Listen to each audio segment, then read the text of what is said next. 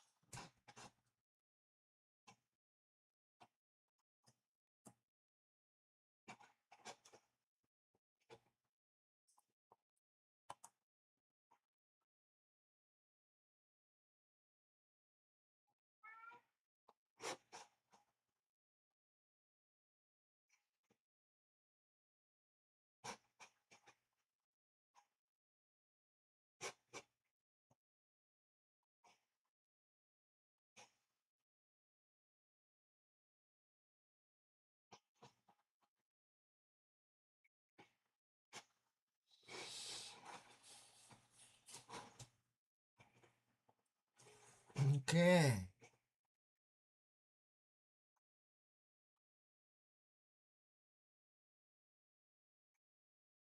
And we're golden.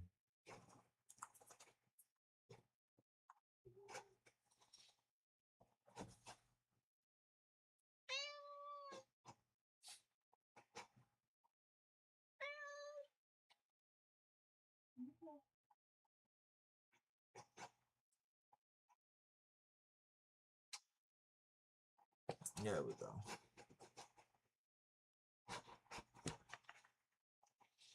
Dang, that's cool.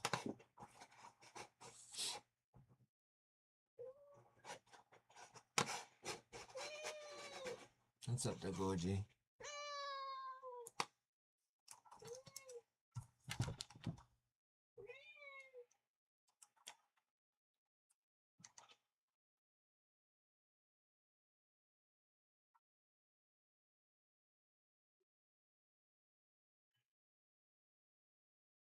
How's everybody doing?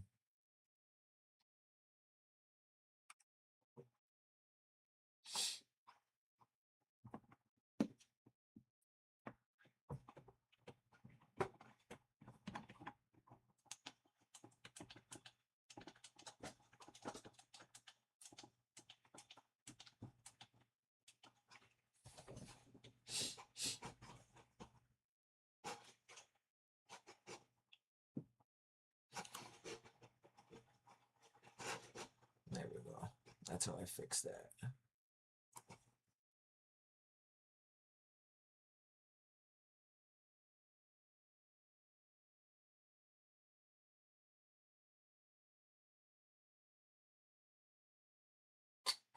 There we go.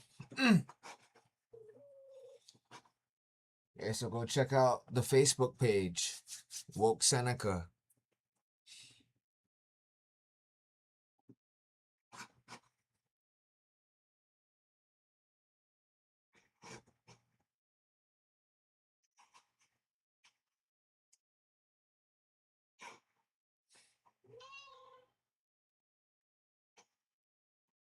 Kitty, you good.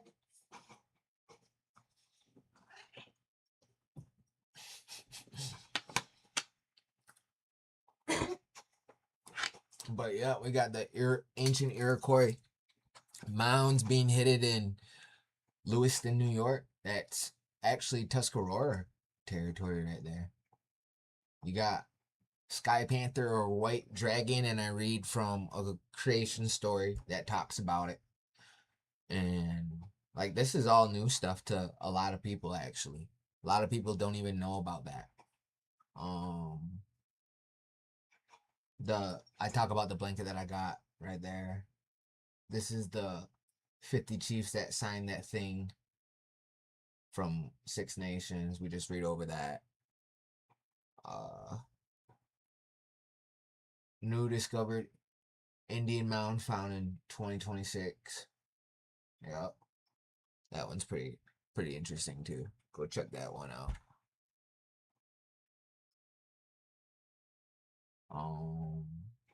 Why are they hiding these mounds? Check that one out. Haudenosaunee burial mound in Conewango. 9-foot remains in Seneca Lands, Randolph, New York.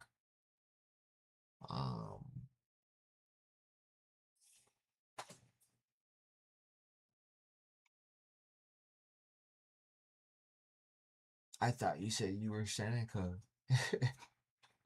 Go watch that one too. That's a good one. This is a good one too. There's a controversial theory that the Iroquois get that name not from a Native American language, but from the mysterious European language Basque. They refer to themselves as the Haudenosaunee, but the name Iroquois... Do y'all add onto mounts when y'all have community events? Mounts, you know. Iroquois has been used since colonial times and has an unknown origin. It first shows up in French colonial documents spelled like this or this, implying that it was pronounced something like Iroquois. And actually, there's a handful of indigenous North American tribes that have colonial names. Yeah, look at these tribes that have koi in it. And then in the comments, if you read the comments, they're talking about they got places in France with with names like that, yo. So not only do Seneca have a Latin name, Iroquois, oi is French. So you got does Quebecois.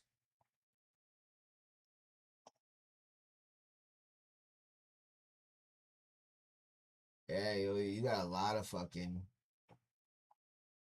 Oh, right here. It's OIS. This is QUOIS.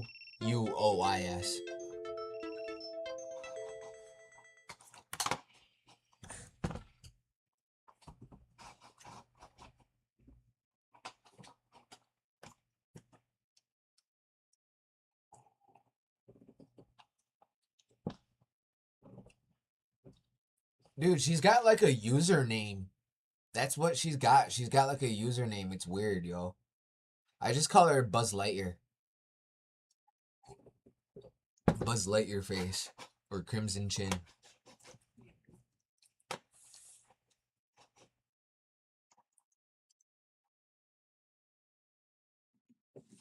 Okay, I found this awesome video that I Yeah, this was a real good video. It's probably one of the best videos I've ever seen, so here it is.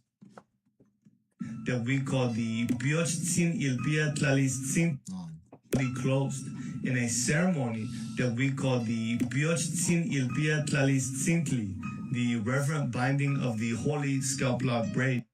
Yeah, look, Muskogean, Keeping this braid Iroquoian, from 1 year of age until his death, Siouan, and sanctified from all other hair on Algonquin, his head, and considered this genitally Caddoan, braid as the core of a traditional male spirituality, African, spiritual existence, ceremonial life, and a male's umbilical cord to the divine. And from this day on, our people's prayers were always given facing east towards the morning star, Venus. The doors of our Ewachali, or skin houses, or Tlalchali, or earth houses, or the Huayahwauchali, long houses, always faced east towards Venus, for the day when our matrilineal matriarch, Ashto Ichpochtsin's people from the sky, the people from Tlahuizcalpan, return.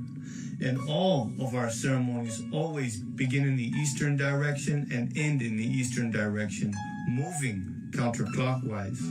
And as well, from this point on, the race of the second age carried and adorned themselves in all of their vestments. That is a good one. How the hell did we only got 3 people in here, yo? We got 3 people. Oh, wait, we got more people in there. It's showing me only 4 people, right? I see 6 people, 7 people now. See, now. Oh, I don't know. That's what it shows me. That's just what it's showing me. Oh, okay.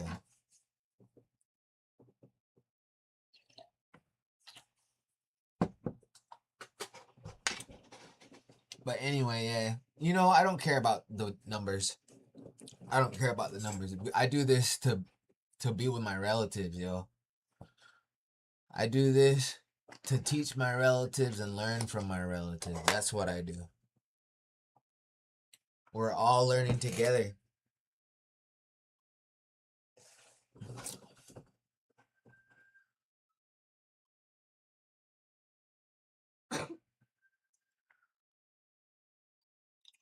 We oh we oh we we oh we oh we oh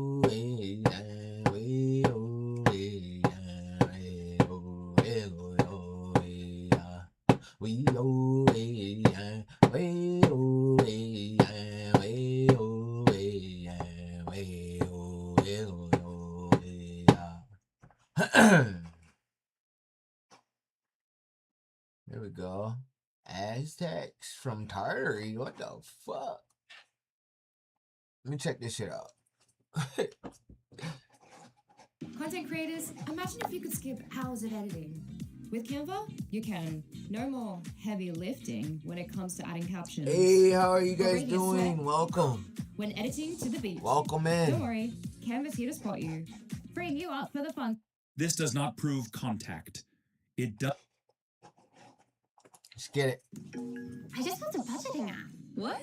How? Base 44. Look, it pulls all our expenses into one place, then breaks down spending by team. Guys, Nina just built an app. Impossible.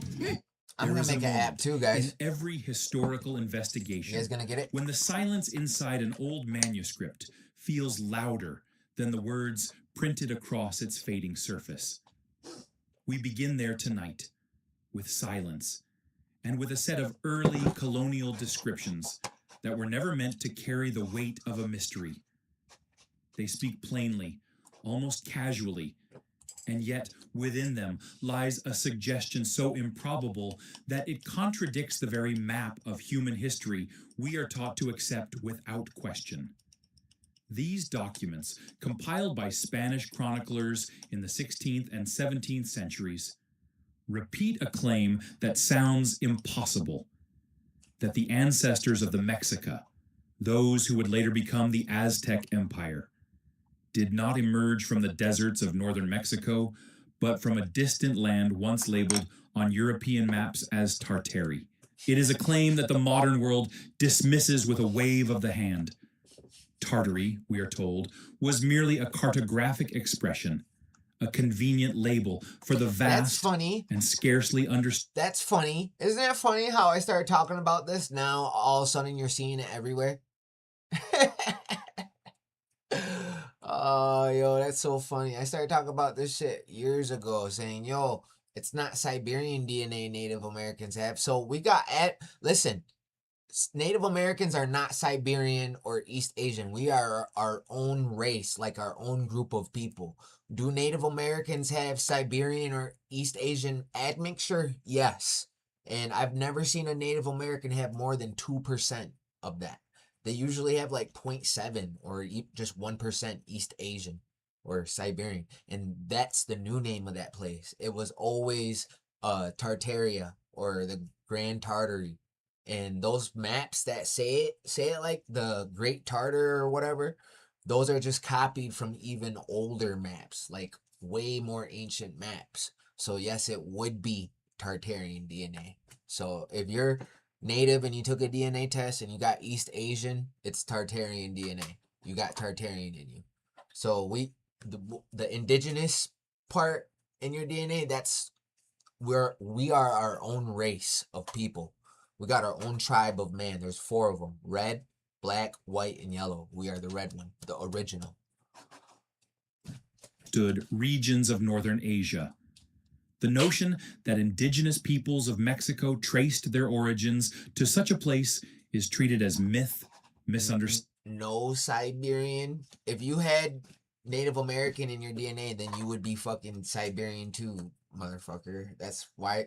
What, you think you're special and unique, and you got some different DNA from the rest of us, and of some, yeah, nah. That's funny. You're. That's crazy that you're like that, yo. You seem bothered that natives are, on top right now. Seem very triggered. Standing or metaphor, and yet the statements remain. They survive in the manuscripts, untouched and unedited, like early photographs that reveal a landscape before the narrative had time to adjust itself. This mug started as a sketch in a notebook. Now it has its own website. Long before modern historians constructed the neat chronological walls dividing continents and peoples, the first interpreters of indigenous history wrote something different. They wrote that the Mexica had come from far away, from the north, from across the ocean, from a place known to them as Aztlan, and to their Spanish That's fucking the Atlantic Ocean. I just showed you a video of it earlier. The red man is the original inhabitant of the planet, actually. We're the original inhabitant of the planet, and he's, yeah, yo. So they lied. Black people are not the oldest. They actually came in the third age, yo. They mutated to look like that, because the sun, there was during the third sun, it was like a wicked fucking sun, so it kind of mutated them and burned them. So they're not the oldest, actually. They're only 300,000 years old. Native Americans had DNA, ghost DNA. We got Denisovan, Neanderthal. That predates Homo sapien. So Native Americans are the oldest people on the planet. And it's not just us. The original inhabitant of the planet is everybody that lives on the Ring of Fire around the Pacific Ocean. North and South America, Asia, Southeast Asia, Oceania, Hawaii, Polynesians, and Aboriginals from Australia. We're all related. That's one big family right there. Everybody else, white and black people, are basically just mutations of us. Translators as Tartari. To even entertain this possibility is to step into the same quiet tension we feel when looking at the oldest surviving photographs of the American West. As the camera lens revealed mountains and trees that had supposedly been documented for centuries, yet seemed almost alien in their scale, the early manuscripts reveal cultural memories that do not quite fit into the accepted timeline. And just like those photographs, these texts resist reinterpretation. They speak for themselves, without embellishment, without agenda. They tell us what the first historians in New Spain were told by indigenous elders, that their people came from a northern kingdom ruled by a figure whose name the Spaniards rendered imperfectly, and whose description bore little resemblance to the tribes they encountered in the Valley of Mexico. But we do not begin with conclusions tonight. We begin with images, metaphorical ones, and with the slow process of examining and AI ones, what remains after centuries of rewriting. For as with the landscape of the Yosemite Valley, documented by Carlton E. Watt. Yeah. We just searching for the truth every day, and I figured it out, yo. I know who the original humans are. It's the medium brown man.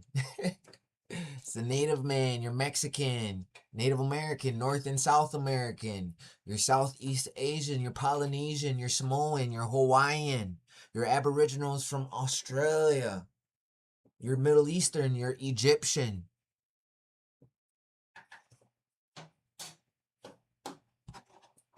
And we come from military nobilities, the ones with the mohawks. And then we come from a line of prophets too, with the patch of hair in the back, yo. I played that video earlier. It moved me, yo. Really. I'll play it again. Before roads or rail lines scarred its surface, The earliest accounts of indigenous origins capture a world before the modern narrative had hardened. And then it's kind of hard. Oh, I'm leaving out the most important part. The Hindus, the Indians from India are our people. We are related to them. Those are our people. Us, them, the Polynesians, the Mexicans, Southeast Asians, the Asians, Aboriginals, everybody that lives around the Pacific in that ring of fire, everybody that's got dragons and serpents in their culture. That's us, yo. It's us. I figured it out.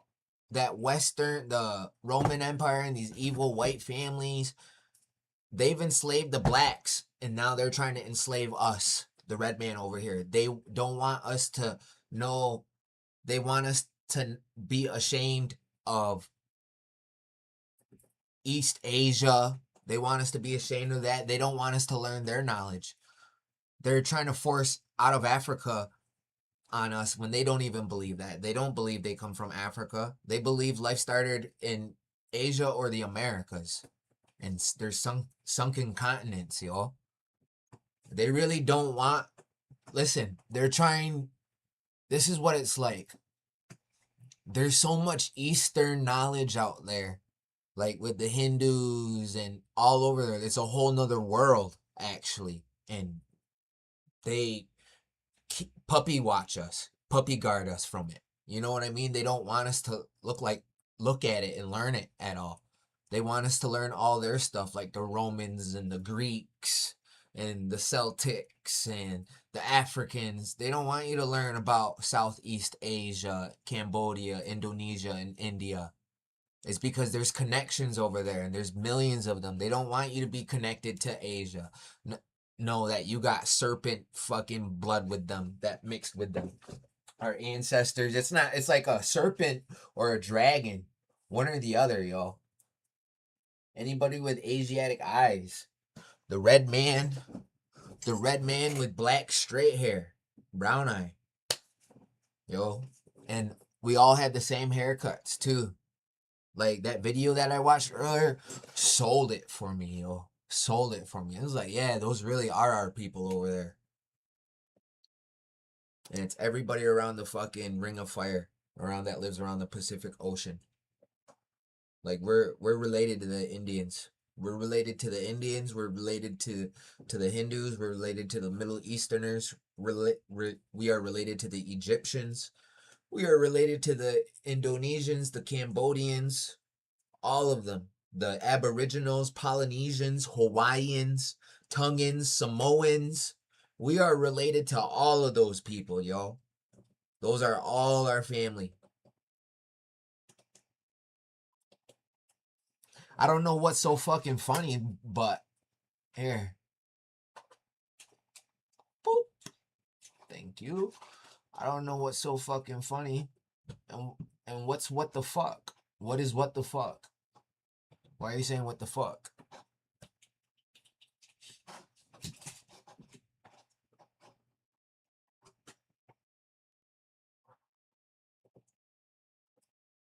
What about Central Americans? Yeah, those are our people, yo.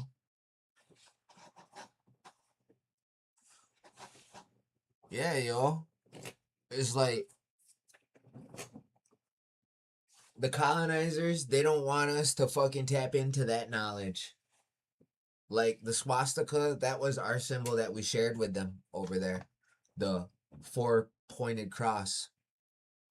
And it's actually the Venus 4 times a year. Or really the Big Dipper, the Nakwait Goa. I'm going to stick to my people's teachings. But yeah, y'all. Indians and Indias and us, Middle Easterners, Egyptians, Asians, Cambodians, Indonesians, Aboriginals from Australia, Tasmanians, Polynesians, Samoans, Hawaiians, South American, Caribbean, all of it. Those are all our people right there. Anybody with Asiatic eye like that, and that has dragons in their culture. Basically, holy fucking bloodlines, giant bloodlines mixed into different. Yeah, yo, I'm starting to put the pieces back together, yo. This is what a time to be alive, yo. Well, I have those eyes. You gotta have the teeth, though, too. Only natives and Asians and all those groups that I named have teeth like us.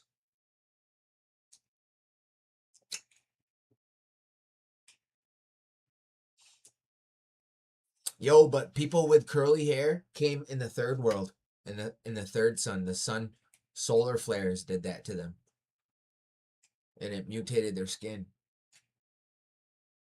And it did it to the animals too.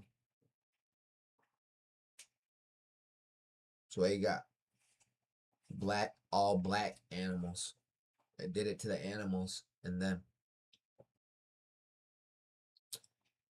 You have curly hair? I got wavy hair.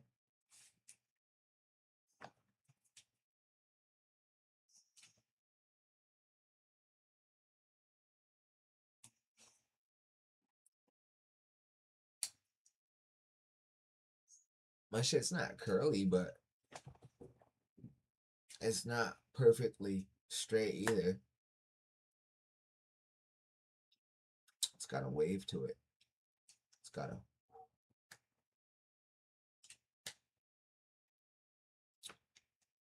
I don't got no curls though.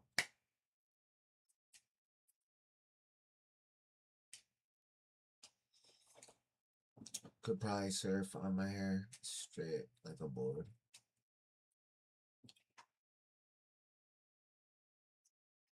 Yeah, I'm watching my girl straighten hers right now.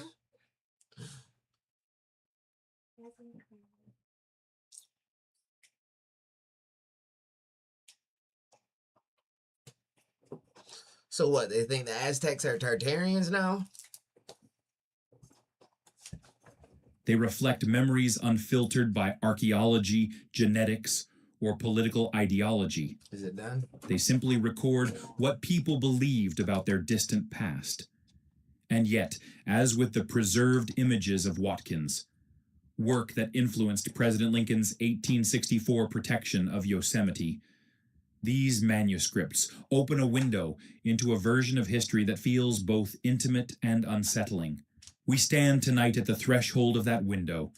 Behind us lies the comfortable certainty of the official narrative, that the Aztecs migrated southward within North America, that their origins are local, contained, traceable. Ahead of us lies something.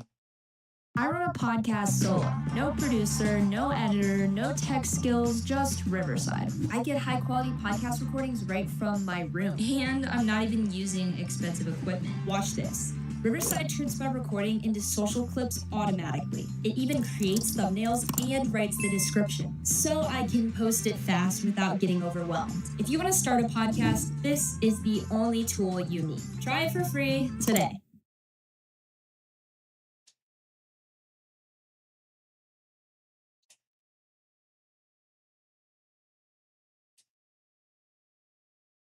Hello. Do you want to play with me? Sure. You want me to help you with your groceries? Yeah. This journey with childhood cancer comes at you in waves. Every day we wake up knowing that our 2-year-old has cancer. It's tough to get through. The tumor is about the size of a baseball. I believe in the power of hope.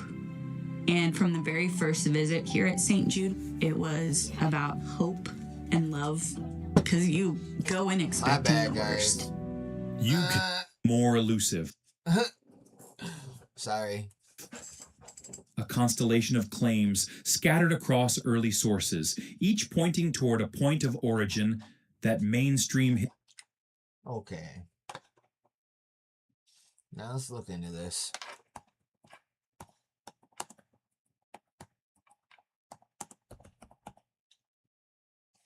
Why is it in all caps?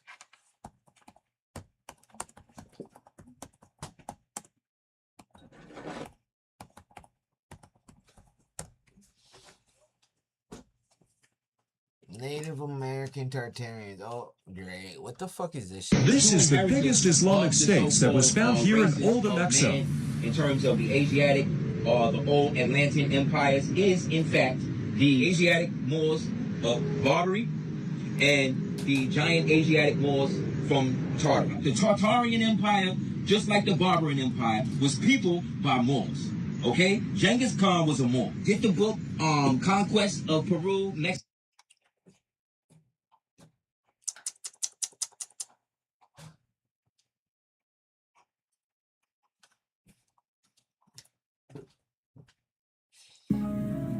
But what if the basic wooden homes and muddy wagon trails we associate with frontier life are just a thin layer masking a deeper history long buried beneath the soil?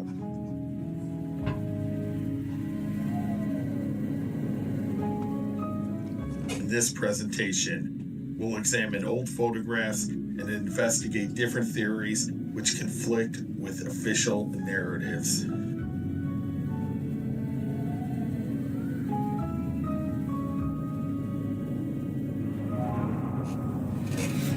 Could there be another layer of history, forgotten, rewritten, or intentionally erased?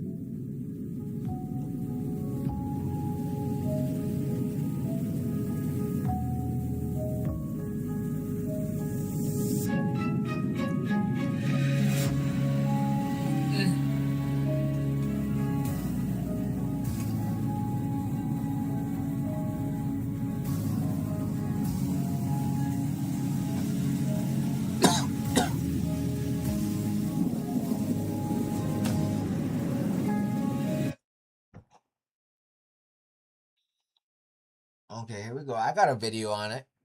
Scale your content 10 Let's times watch my faster video. with Let's see what Magic I got Write. on. Turn Let's see one what I got idea to into say. tons of content tailored for any that talk about a lost advanced civilization known as Tartary or the Grand Tartar. Tartaria has many names, but it's on old maps and it's in Asia. And a lot of people are trying to say that it's in the Americas. And in this video, I'm going to show you where it actually is. But first, let's talk about the picture that I have behind me. It says this is a Tartarian or a hunting Indian inhabiting the inland parts of North America. Looks like my cousin from the res, y'all. But here is Tartaria. It's in Asia, like Siberia, Russia, China. And some even believe that the Wall of China was actually the Wall of Tartaria because the arrow holes face China. And there's the Wall of China. So it does make sense. It says Grand Tartaria. Tartar or whatever, right? So I'm going to show you some depictions of Tartarians, and they wear a lot of turbans. And some people say they were giants as well, too. So here's some more. They're master builders, Another too. one. That's him standing next to an elephant, so he had to be pretty big. Man and a woman. And look at the Tartarian giants behind. So I live in Buffalo, right? And we got buildings like that all over the place. Some people say that this is Tartarian. So the connection between the Native Americans and the Tartarians is the turbans and some of the style And that you that's see not the only with thing. the southeastern part. So, okay, it's a longer video. So since this video, I have evolved and learned some more that's not the only connection. The giant size, also Siberia is in Tartary. Also, they were master builders. So the natives of the Northeast that became your Skywalkers and Ironworkers, the ones that built New York City, Twin Towers, Empire State Building, World Trade Center, all that, right? So Brooklyn Bridge, they built all the cities in the Northeast. All the cities in New York belong to us too, right? So we are those brick lane Native Americans. We lived in long houses. We lived in buildings, pretty much horizontal skyscrapers, but a quarter mile long on the ground, 3 stories high, and gated communities. We're like the Masons learned from us. They made some of our chiefs Masons, and they learned from us because Now the Masons build their doorways facing certain ways. They build stargates and portals with columns and make sure the moon goes through it at a certain time. Like the doorway and all that. That's how we set up our longhouses and our villages facing certain directions.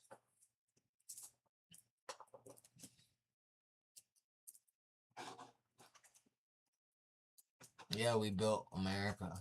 Of the United States, of these tribes wearing turban. You got that big feather that the Tartarians would wear in their turban sticking out, usually in the front. Like the picture of George Washington and his slaves. Some people say that there was a Moor, or he was the leader actually, and he was his slave. Here's a picture of my 6th grade grandfather, Chief Corn Planter, wearing the feathers. It's not a turban, that's what we call a gustoa. It's a headdress that we'd wear. He's Seneca. But here's some other Native Americans wearing turbans. You see it a lot. They're not turbans, they're head wraps.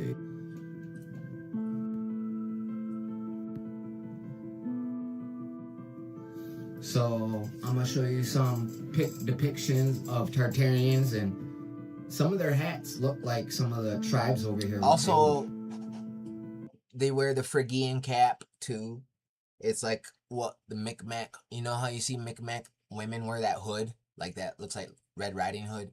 It's just a hood that they would put on their head. So you got Tartarians wearing hoods like that too. And then Tartarian women. So from Star Wars 1 with Darth Maul and all that, one of the princesses had her hair and makeup like Japanese, but they also stole a lot from Native Americans too. So they got their style from Tartarian, but we all know they got their style from Native Americans, Hopi Indians and all that. With the hair. Even in Star Wars, you see the Tartarian symbolism. This is exactly what I was talking about just now. That's exactly what I was just talking about from Star Wars. See? Tartarian. With the Hopi buns and all that too. Down here. Again, you see the Hopi buns. But here's the Tartarians. You see them putting feathers in their And then we gotta pay more closer attention to the haircuts too. Like that all has a meaning to it. The braids, the hair, the way the men wear their hair. Like we learned a lot earlier. Men that wear that patch in the back, that's like your umbilical cord to the spiritual realm. And that means that you come from like a line of prophets and a holy chosen bloodline. From over here of like these fucking Atlantean bloodlines. Turban. Another depiction. And look how small that dude is next to him. And our people been wearing that. This is another Tartarian. Our people are this one military nobility. But yeah, let me read this. The connection between Tartarians and Native Americans is a topic of We're from those warrior tribes.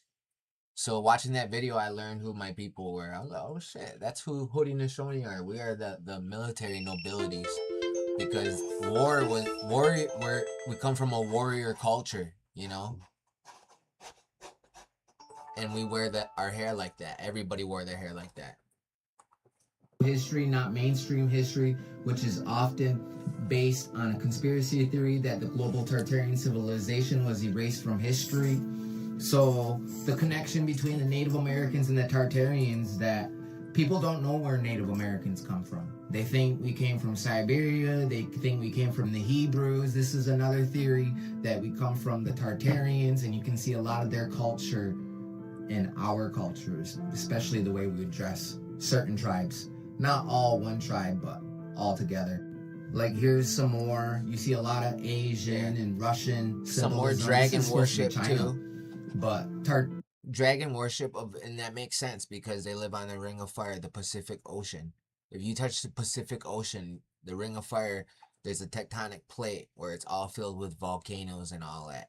And there's dragon worship all around there, from Asia, Northeast Asia to Southeast Asia to India, Indonesia, Tasmania, Australia, Oceania, Hawaii, Polynesian, South America, Central America, and North America. All those people are related in one people. Egyptians and Middle Easterners are our people too. Tartaria was represented by the dragon, and that's same with China, the red dragon, and even Russia today has a dragon on their flag. The medium brown man, the man in between white and black, is one people. But the serpent worship in general in America and Asia is a huge connection. Here's some more depictions of Tartarians. That one had a wand. And then in the voyage to Tartaria, in this book, you find all types of monsters and like wild men too. Like, look at that guy. He's like a dog-headed man or something. Yeah, the real wild men, talking about savages. Here's a wild man going from a man all the way to a ape with a stick. Here's some more Tartarian giants. Now, where do they find the most giants in the world? Exactly. Here's some more Tartarian giants. So Native Americans are deeply connected to giants. We might be the last of the giant race. My tribe has one of the top. Yo, so the fucking, it makes sense now. So the Samoans and the Polynesians, they got the giant race in them too. That's why they're real big people. They put it in the cartoons. They put it in the fucking cartoons, yo. That's what I mean. They got the giant in them too. They probably picked it up from us over here when they got. So California, there was a Queen Khalifa. She was an Amazon. What Wonder Woman was. That's a Greek Roman story of a tribe of giant women. What Wonder Woman was, right? And she was the queen of California. And Polynesians are giant ass people. They probably mixed in when they came and got their sweet potato, because they have sweet potato now. Those are our relatives too, actually. Hawaiians and Oceanic people. All those people. Indians in India too. All us living Native Americans. But here again, you got some Tartarians, some Asian looking ones. And when you see buildings like this is what they say, oh, this is the advanced civilization that... Yeah, they're saying Tartaria. So you find old, here in Buffalo, especially here in Buffalo, lots of buildings that people say is from Tartaria. And actually, there's only 3 remaining buildings from before. Actually, Seneca's and the British allegedly in 1812 came into Buffalo and burned down every single building except for 3. And this goes with the narrative that there was a mass flood or fire from 1812 to the 1860s that ruined all the old world structures here in the Americas. People couldn't build this in the 1800s with hammer and chisel. That had to be some lost, technologically advanced civilization. But here's that depiction of a Tartarian again. I hear a lot of black people say they're the Tartarians, but they've just never depicted Tartarians being black or any advanced black civilization, to be honest. But yeah, they depict the only ones that they say are advanced, it's all like science fiction. And like Yakub, the mad scientist with 2 heads and all that. It's all not real. Tartarian as a hunting Indian inhabiting the inland parts of North America. So what do y'all think about this? So the Grand Canyon, I've heard people say that the Grand Canyon was yeah, so hey Georgia, I agree. We have all been through too much to be like this to each other. Tartarian buildings that got schmelted, or they got melted, and that was a huge city. Yeah, it looks like, look at that copper mine and look at the Grand Canyon. It looks like it used to be a mine. I've heard tribes talk about Asians coming in on horseback from the north, right? So that could be the Tartarians as well, but the Tartarians were known to be giants. Have like a canoe and horseback culture, Russian, Middle Eastern, Asian, right? They're represented by a serpent, and there's a lot of serpent worship over here too. So there's a couple videos that you know what? about... Yeah, this is when I started putting the pieces together. It's like, man, they got a lot of similarities over there, yo. It's like, yeah, yo, those are our relatives over there, and black people are trying to make you feel ashamed of that. Oh, you're Siberian. Bro, you're related to them too. You're probably, listen, everybody on the planet is related to one another. We're probably not related to black people, though. That's the thing. We're all related to one another over here. White people are all related to one another. You see what I mean? People are all related to one another. There's different kinds of people, you know. Not everybody comes from black people. That don't even logically make sense. That does not logically make sense at all, that people were black and then they mutated out of that. That does not make any sense.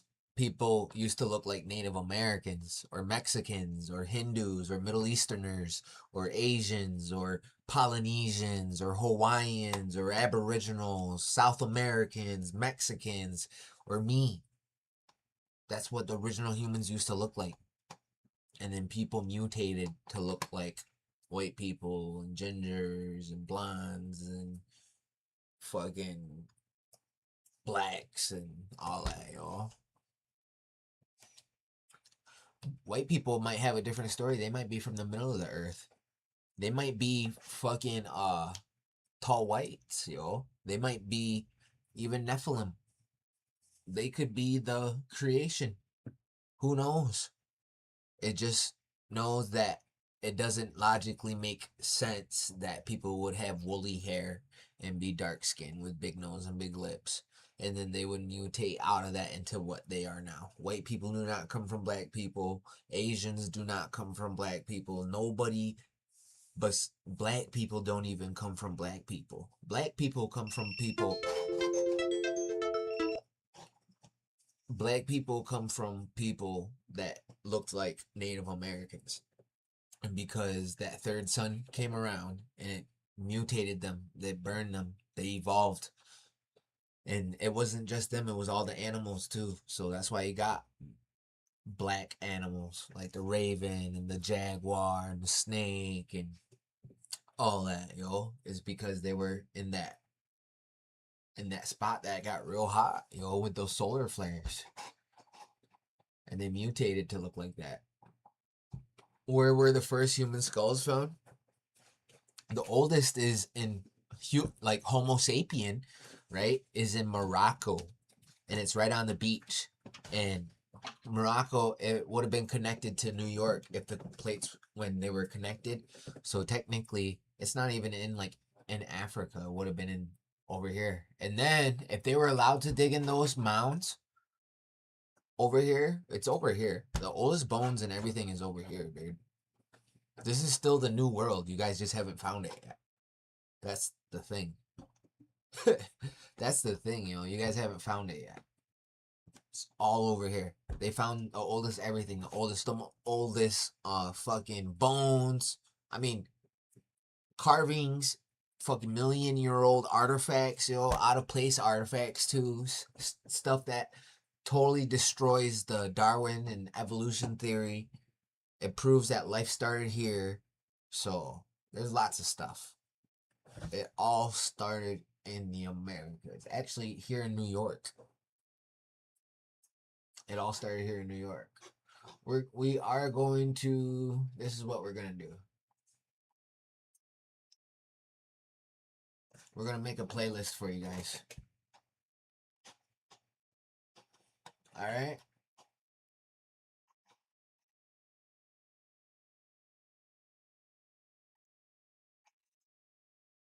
Let's make a playlist for you guys.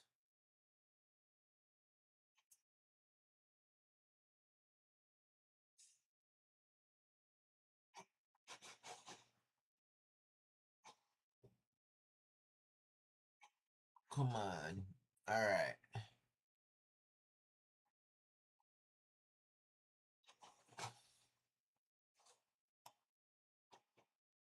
Imagine being able to build anything just by thinking about it. Meet Base 44. In this braid from 1 year of age until his death, reverent and sanctified from all other hair on his head, and considered this genethlic braid as the core of a traditional male spirituality, spiritual existence, ceremonial life, and the male's umbilical cord to the divine. And from this day on, our people's prayers were always given facing east towards the morning star, Venus. The doors of our Ewachali, or skin houses, or Tlalchali, or earth houses, or the Huayachwauchali, long houses, always faced east towards Venus for the day when our matrilineal matriarch Ashto Ichpochtsin's people from the sky, the people from Tlahuizcalpan, returned. And all of our ceremonies always begin in the eastern direction and end in the eastern direction, moving counterclockwise. And as well, from this point on, the race of the second age carried and adorned themselves in all of their vestments, including their skin, with the Tlahuiztli, the sigil of our patriarch given to him by Ashto Ichpochtsin, the four-pointed cross of Venus, the Nahuitzintli, or Nauchampa, and this counterclockwise whirling counterpart, the Nauololin. And because of this, became known as the Nahuaque, the Nahuatlajame, the Nahuaca, or Nahua, meaning the keepers, or those associated with the four-pointed cross and the sacred number 4. This is also where the root of both the etymology and the stories of the Nahuali sorcerers, Nahua or Naga serpent race of sorcerers in Aztec, Toltec, Mexica, Maya, Inca, Muskogean, Iroquoian, Algonquin, Hopi, Hawaiian, Maori. Iroquoian? Listen to all these groups he's naming that are the originals. Polynesian, Olmeca, Aryan, Vedic, Dravidian, Celtic, Southeast Asian, Egyptian, Kemetic, and African oral history and perceived mythology come from.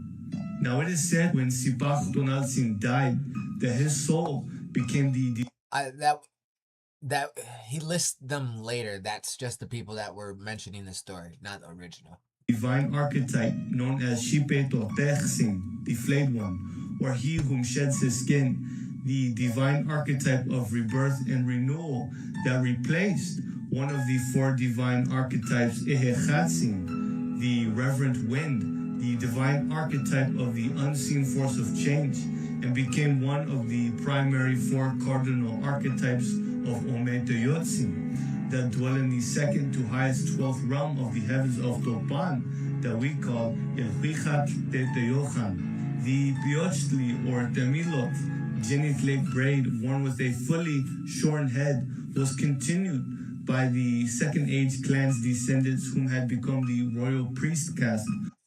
The second age, this is now people that wear that were from the second age, right?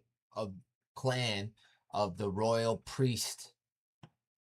Dang, yo, and he listed Muskogean, Siouan, pretty much all the Indians, people in India, Asia, and it's true, we do wear that. Many Senecas wear that. It's actually, that haircut and that patch in the back is called the Seneca. You got the mohawk, too, but the patch in the back with the long, when it's long in the back, that's called the Seneca. Continued by the clans of their descendants, while the second age clans whom had became the military nobility of Then that's the mohawk, yep. Aztlan, such as the Coachique, wore the shorn head with the Piochtli as well, but more commonly with a strip of hair that began at the top of their scalp locks and ended halfway to 3/4 towards the front of the top of their heads and was spiked upwards with red Tlalpatzintli grease paint. This crest was called the Huachichichtli and was mimicking the red tall comb of the Huanajat rooster. So, in our story of creation, left hand and right hand, left hand had a mohawk of flint. He had flint all over his body, and that's what cut his mom and killed her during childbirth, and that's why he came out the other way, the side of her body. So that's why they wear a mohawk, but it's kind of for the same reason too. The red jungle fowl of ancient Aztlan, not the crest of the Hualchenche woodpecker. And these are the military nobilities, people that wear these. Or the crest of the Xiltototl, red cardinal, whom are not known for their warrior culture and lifestyle and incredible, fearless, and ferocious fighting capabilities, unlike the male Quanachat, or the red jungle fowl rooster, who very much so is. Now, the clans of heavily mixed second and third age raced peoples still kept the burden, the tradition, and rights of the Piochli genithlic braid, but instead of continuing to pluck out all of the hair on their heads besides the Piochli after the age of 1, instead adopted the Huananachat Tzontli, also known as the Huatepol Tzontli, which was a mushroom or penis head-shaped haircut, which was kept short so it could be easily distinguishable from the hair of the Piochli or scalp lock braid that had been preserved from a male scalp lock binding ceremony which occurred 1 solar year after his birth. Another variant worn by this same diaspora was the Ome Tsonil Pili, which was the Piochli braid preserved from the age of 1 year old, and then the rest of the hair grown back, remaining uncut, but kept separate from the Piochli in 2 long braids made from the hair split down the center of the top and back of the head below the Piochli. Another variant of the Ome Tsonil Pili was a large Piochli or scalp lock that was made up of all of the hair of the back of the head, braided into a single large Piochli braid similar to the Chinese Bianzi, and the leftover hair on the temples and top of the head were then split down the center and braided into 2 smaller braids. Now, in this third age and new lands that this race of the second age found themselves on when they left Chicomostoch, the inner earth, and migrated out onto the surface world into Aztlán with their bodies painted in the red tlapa Sintli ochre paint, they found that a new race of early biped humanoid was already present on these islands, whose genesis into bipedal Homo sapien had occurred on these islands of Aztlán. This was the reverent race of the third age, the Ak Tonalteotlajame, the race of the water sun, the Aboriginal people of Aztlán or Atlantis, also known as the Osomatlajame, the monkey people, because they were said to have evolved into bipedal Homo sapien from the Osomatzintli, the reverent monkeys who had survived on these string of islands through the global cataclysm that had ended the second age by way of a great solar wind and shifting of lands, who had then slowly evolved into the bipedal humanoid of Aztlán or Atlantis in the third age, creating the first race of iron-blooded primate evolved human beings whom we knew as the Ak Tonalteotlajame, the race of the water sun, the race of the third age, whom our second age clans often referred to as the Huaytliltzinja, the reverent black-headed or black-haired people, who modern Western academics refer to as the Neanderthal. And because this race's genesis had occurred on the surface of the earth during this third age, under this new third age's sun, the Ak Tonalteotlajame, the race of the third age, the Aboriginal population of Aztlán, had to develop a certain and specific physiological adaptation unique to that location and age's solar and atmospheric conditions, which created and produced, among other specific physiological phenotypical traits, the melanin, known today as brown eumelanin, which creates dark black hair, brown skin, and honey brown to dark brown eyes, and phenotypical features specific to and seen exemplified by the Asiatic Rh negative haplogroup R diaspora and phenotype, still present most largely among populations in modern-day South Asia, East Asia, Southeast Asia, India, North America, Central and South America, Mexico, China, Japan, the Middle East, Arabia, Central Asia, Eastern Europe, Micronesia, Polynesia, Alaska, and Siberia. It is well said that there were many diasporas within this third age's race, Rh positive haplogroup R, who between the time at the end of the third age and the beginning of the fourth age, whose skin turned black as their hair, along with many animals, including the group of early hominid, whom would later become the black-skinned phenotype and counterpart to the white-skinned phenotype and diaspora of the race of the fourth age of Cro-Magnon. It is well said that not only did the skin of these diasporas of the race of the Third Age turn black, having to epigenetically mutate to produce a more strong type of melanin. You can watch this on my YouTube channel. It's called We Are All Related. Scholars refer to as black eumelanin to block, bind with, and filter out the overwhelming, harmful amount of UV radiation coming from the sun during this pan-generational solar event that occurred through the end of the Third Age and into the beginning of the Fourth Age, close to 55,000 years ago on the surface of the Earth, affecting most extremely certain latitudes, locations, and ley lines. It is said as well that their hair turned thicker, fuller, and spiraled into varying degrees of kinky or woolly to help generate a more powerful native electromagnetic field to help protect this diaspora from the solar radiation.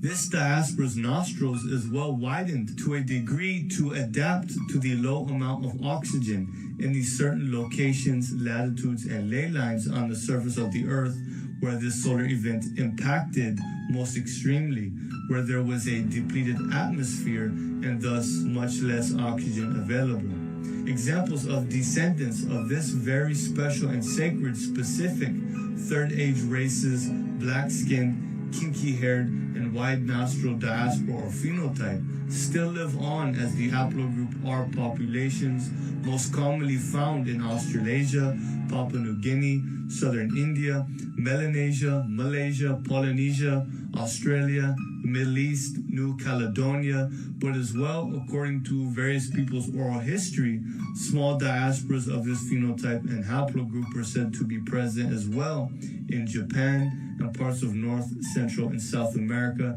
and even in the British Isles. In fact, it is said that the tall, fair-skinned, copper-haired diaspora, the half-giant, half-second age Atlantean race of refugees of the Olmeca Empire, when they arrived on some of the southwestern or Australasian islands of the Pacific, like that of New Zealand, there was already a small population present who were described as small, round-faced, black-skinned, and kinky-haired people who are said to be the remnants of this very diaspora of the Third Age race of the Osomatlachame, whose skin had gone from brown to black, just like the black crow, the black raven, the black jaguar, the black serpents, the black bears, the black primates, the black wolves, the black foxes, and all other animals and people that had to develop this biochemical compound and variant of melanin known as black eumelanin, because they had remained unsheltered on the surface of the Earth during the time between the end of the Third Age and the beginning of the Fourth Age,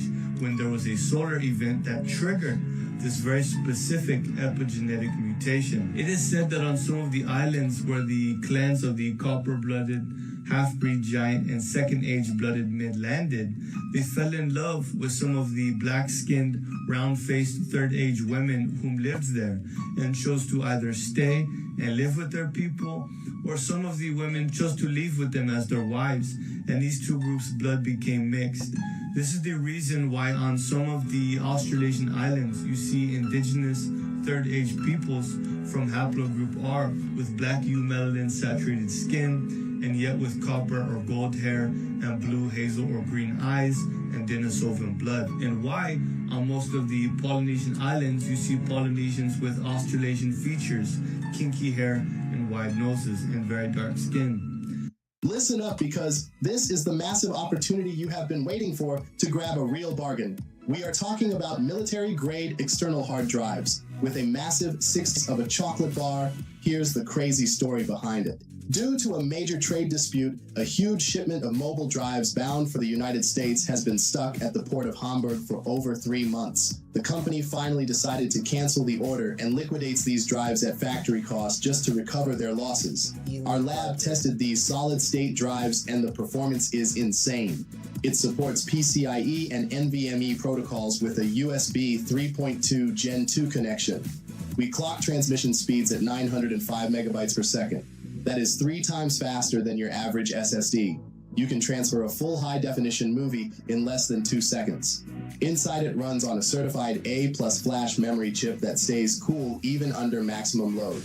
16 terabytes of space is enough to hold an entire city library. All your documents, photos, and every video of your entire life will fit on this one single drive. It is compact enough to carry every single day and built like a tank. With IP54 physical protection, it is water resistant and shockproof. It still works perfectly, even after being submerged in water. But you have to move fast. Inventory is extremely limited, with only 200 units available for this promotion. It is said a similar occurrence as this happened on the islands of Japan, when another large group of half-giant, half-second age diaspora fled the Proto-Aryan, Proto-Sumerian, Proto-Semitic empires of the Levant, the bloodlines whom are brought on the arcs of the Atlantean king Nota or Sehuitzin, whom after so many generations during the period of the Fourth Age had chose to flee the empires and migrated east from the Levant into Central Asia, intermingling with the race of the Fourth Age present in that territory, creating the Proto-Mongolian or Central Asian diaspora. And another group who did not settle in the area continued migrating through Central Asia and Mongolia into the Pacific coast of northern China, and then to the southern Pacific coast of modern-day Russia, where one group then migrated north, settling in Siberia, and another group migrated south into the Strait of Tartary by canoe. Then from there, migrated south into the Lapuru Strait, into modern-day Hokkaido, Japan, where this diaspora split again. One group was said to have then traveled from Hokkaido through the Kuril Islands by canoe into the Kamchatka Peninsula, where one large group traveled north, settling into Siberia, while another group left from the east coast of the Kamchatka Peninsula and island hopped through the string of the Aleutian Islands, island by canoe, east into the Alaskan Peninsula, where this group then migrated further inland and settled in the lands between the Arctic and Pacific Ocean in modern-day inland Alaska and western Canada, where they intermingled with the local Fourth Age indigenous populations of the area and became the Athabascan language, closed in a ceremony that... Yeah, pretty good video, huh? We're all related. That was probably one of the best videos I've ever watched. But yeah, I plan on watching more of this guy's content. He seems like he's got a lot of information. But go ahead and give this video a share, and thanks for watching. I did a search for ways to make extra income as a software engineer, and data annotation came up. After doing a short qualification, a couple days later, there was a bunch of different projects to choose from. I don't have meetings, and I'm my own boss. I had a dashboard full of coding projects paying me minimum $40 per hour. 100% recommend signing up for data annotation.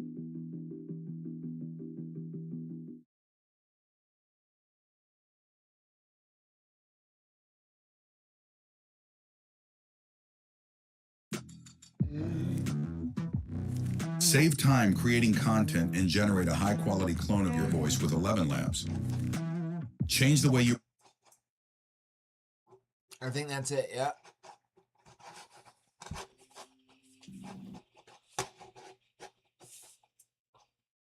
Fix this.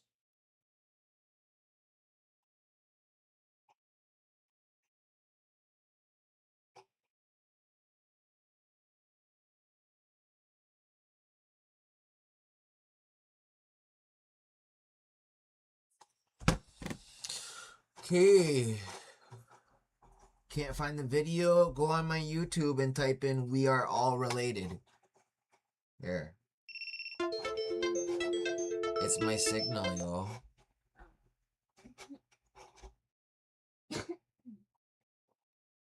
So you want to go to, if you're looking for the video, go to this one right here. It's the one of me sitting on the turtle right there. This first video, this most recent one. I posted 5 hours ago. It's got 17 views on it. It said "We Are All Related." Go to that one. But yeah, I got some pretty good videos on here.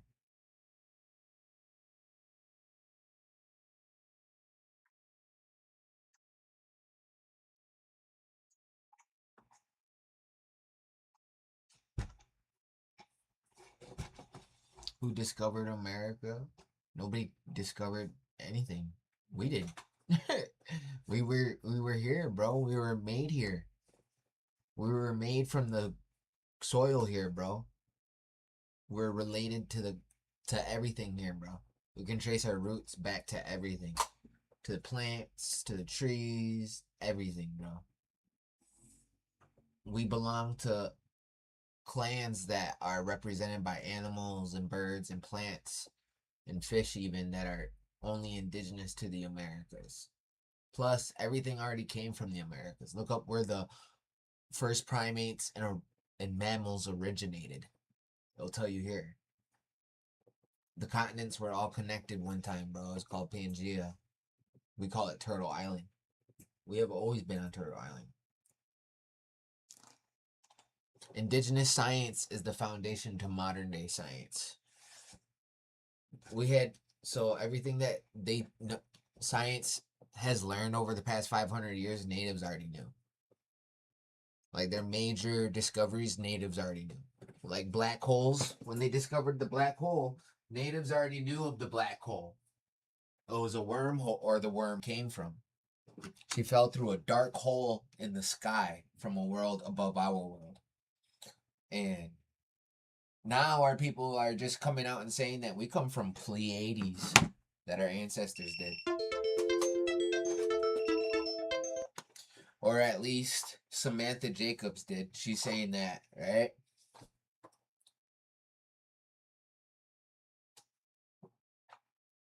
And the Milky Way is the Great Sky Road, right? Our ceremonies, our doorways face a certain way.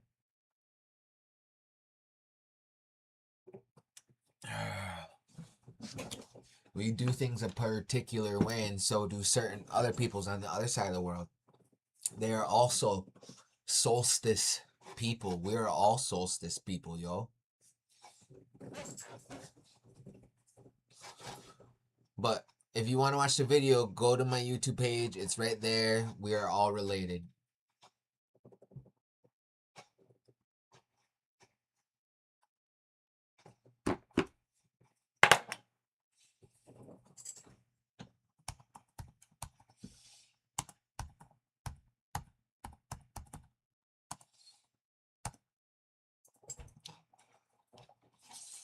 Let's see. There's a controversial theory that the Iroquois get that name not from a Native American language, but from the mysterious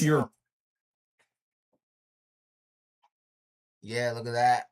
The Iroquois. Okay, look at these people. She got the Phrygian cap. They look like Micmac. Yo. They look like Micmac. Great. Let's look at this map. Hey. Seneca, Onondawaga, Cayuga, Gayogohono, Onondaga, Onondaga, Oneida, Onoyo, Ega, Mohawk, Ganyagahaga, and then neutral, Ada Wandoran, tobacco, Tianon Daddy. And then St. Lawrence, Iroquois, and then Tuscarora, Scorora. That's pretty interesting right there. Hey, look, the whole Northeast, yo. Susquehannock, Andaste. That became Seneca. Erie, all of it. Wenro. Susquehanna is here in Western New York. They got assimilated into the Oneida during the Beaver Wars with the Seneca. And I believe that's where that giant DNA came from. Maybe that builder spirit too, because our people are builders, workers, iron workers, and they use the Susquehannock as these brick-laying Native Americans to build star forts over these mounds. And these mounds are pretty much just buried pyramids anyway. So they threw bricks over them and turned them into star forts, and they used the Susquehannock to do that.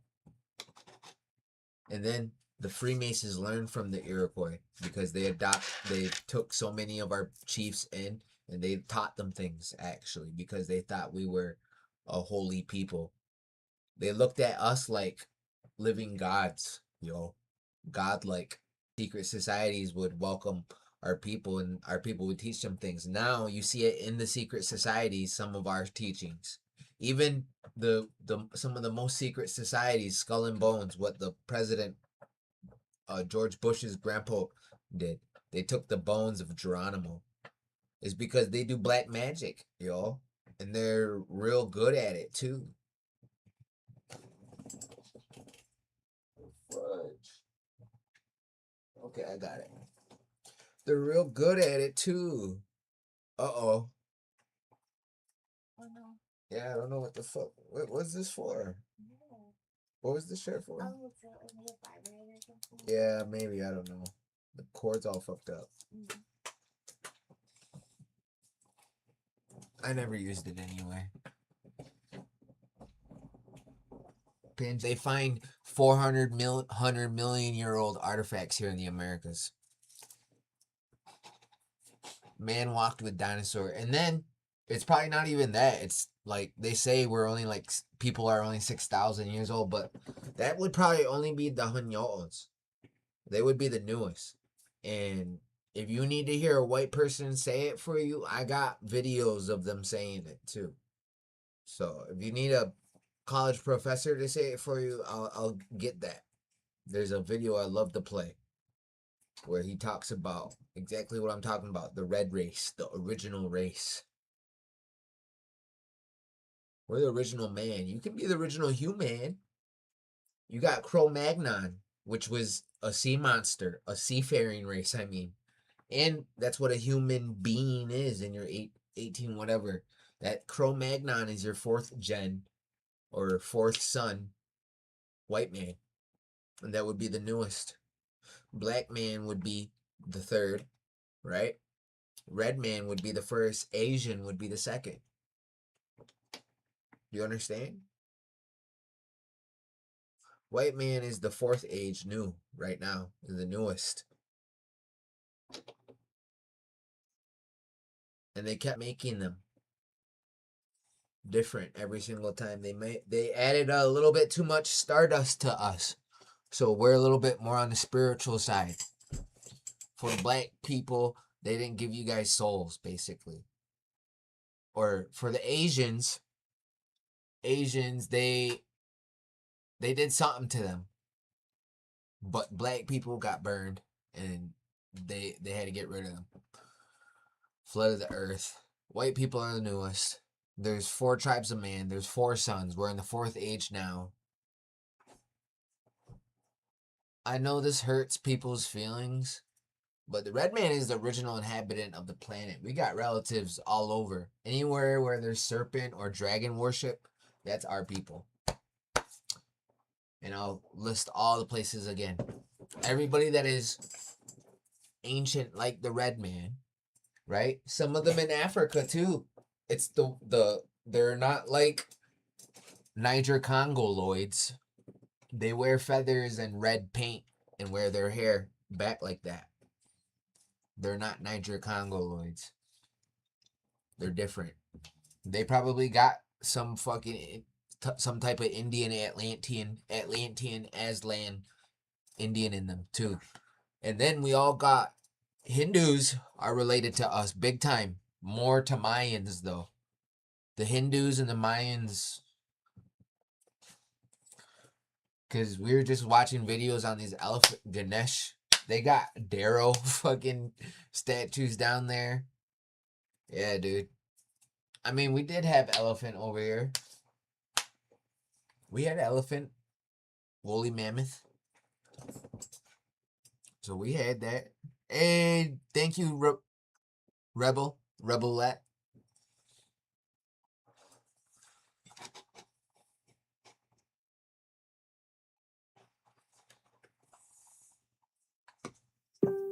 By 1776, indigenous nations had governed this land for thousands of years. The Iroquois Confederacy influenced the Constitution. The Blackfoot met in council for generations. They had no borders, but they had nations. We must consider the impact of our decisions on the next 7 generations.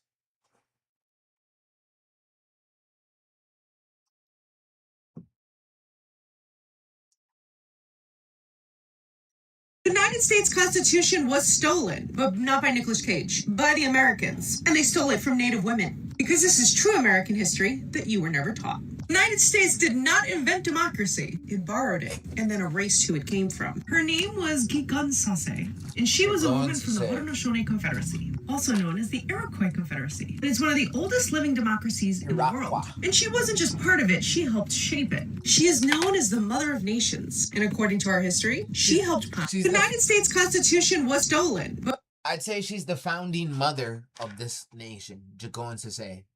In the world. And she wasn't just part of it, she helped shape it. She is known as the Mother of Nations, and according to our history, she helped bring warring nations together during the time of the Great Law of Peace. She worked alongside leaders like Hiawatha and Deganawida to help unite the Confederacy. And at this time, the Confederacy consisted of 5 nations: the Mohawk, Oneida, Onondaga, Cayuga, and Seneca. And she helped to transform the Confederacy so that it was built on peace, balance, and shared power. And women in the Haudenosaunee. Well, you're Asian from the land bridge originally? No. Actually, people walked out of the Americas. This is the motherland for all life, all creation. They walked out of the Americas, bro. That's what you don't understand. It happened in reverse. We were the ones that stayed. You can look up where Seneca is indigenous to. It's not going to say Asia. It's going to say Haudenosaunee Confederacy holds political and societal power because we are a matriarchal nation. Clan mothers choose leaders and help guide decision making. And her home became a place of diplomacy, because where leaders met, negotiated, and built unity. And this one was not on the sideline. She had a hand in everything. And when European settlers came in and they started making America and what would become the United States, they didn't just time of the Great Law. Yo, I heard that girl was a pretendian before. I don't know who told me, but somebody told me she was. That she claimed she was Ganawage Mohawk or something, and nobody knows her or whatever. I think Jeremy Bomberry told me that.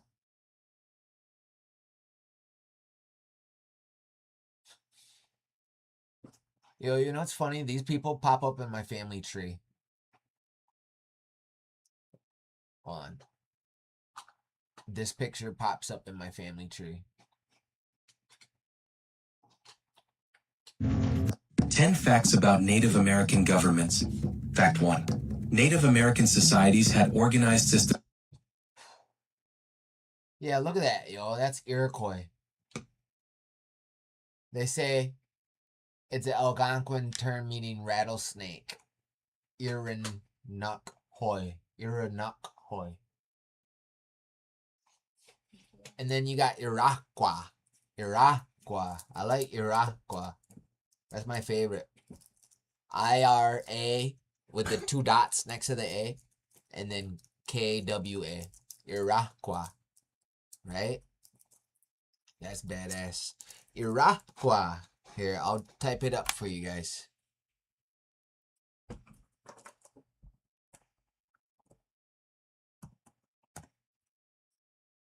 Iroquois.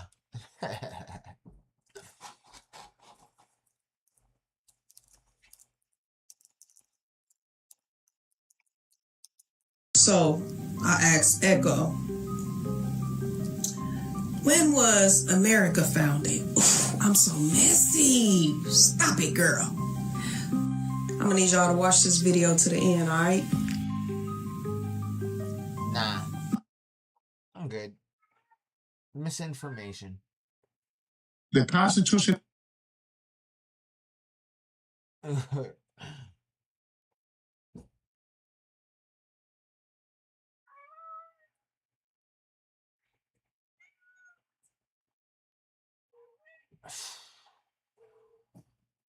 They got is from the Iroquois Confederacy. You see what I'm saying? Even that flag, that the rebel flag they call it, the one that the Confederates with, that was an American Indian flag. Matter of fact, man. No, it wasn't. Why are they spreading misinformation? They're trying, dude. They learn it from other pretendians. The Southern Confederacy flag was not the Iroquois Confederacy flag. That is some big ass misinformation right there. Constitution they got is from the Iroquois Confederacy. You see what I'm saying? Even that flag, that the rebel flag they call it, the one that the Confederates with, that was an American Indian flag. Matter of fact, man. Matter of fact, You saying that was like it was derived from that original flag? Yeah. The Iroquois No, it wasn't. Confederacy, known as the Haudenosaunee. Yo, and this got They got the 1,000 Constitution from likes, them. yo. I can't believe that got almost 2,000 likes. That's all misinformation. Let's read some of these comments. We're gonna live react to some of these comments. Okay. Yeah, that is not the flag. Chitamaga. Yeah, that's not even Iroquois. What the fuck? Yeah, they borrow the Constitution from us, but it's not fucking... That's not the flag, yo. Oh, how are you that dense, yo? Man.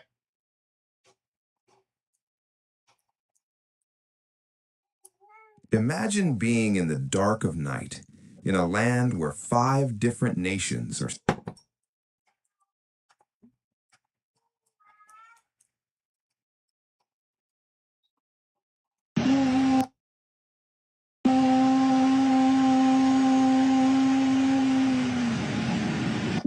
Did you know Lake Ontario used to be much bigger? Imagine standing in downtown Toronto, but instead of skyscrapers, you're underwater. This was Lake Iroquois, the massive prehistoric lake that covered southern Ontario. And if it was still around today, parts of... Dang, yo, I had no idea Lake in Ontario was called Lake Iroquois. See what I mean, yo? They changed the names, yo. They changed the fucking names. How many of y'all knew that?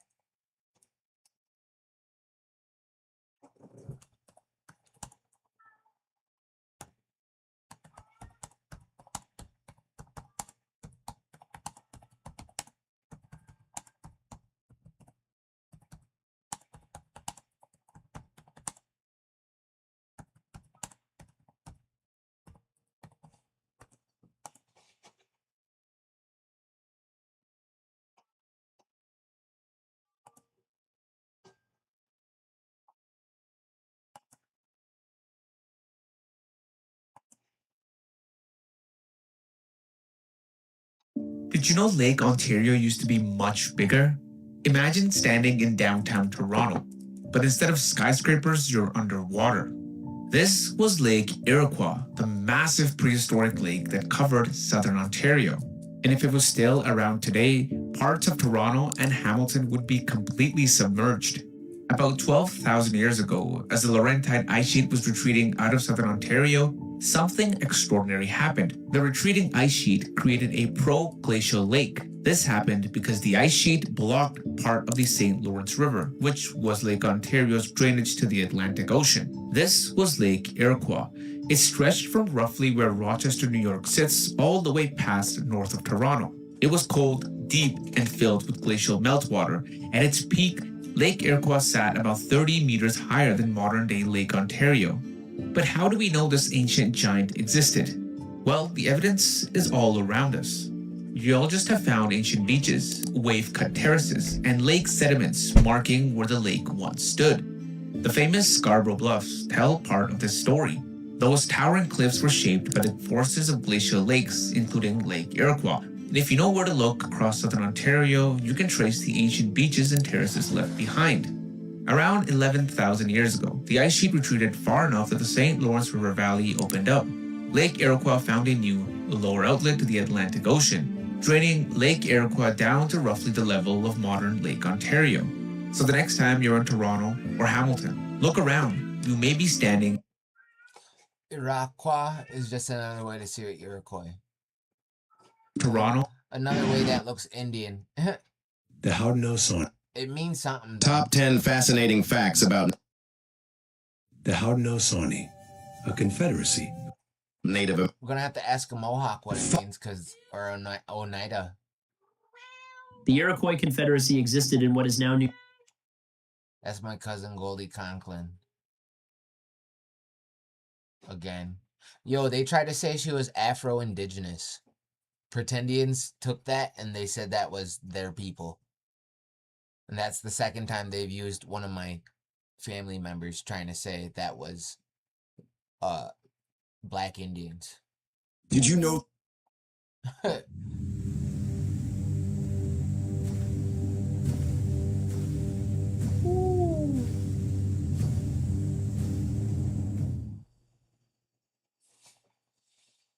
This is money. Because before cash, before banks, before Wall Street. Long before your the shadow.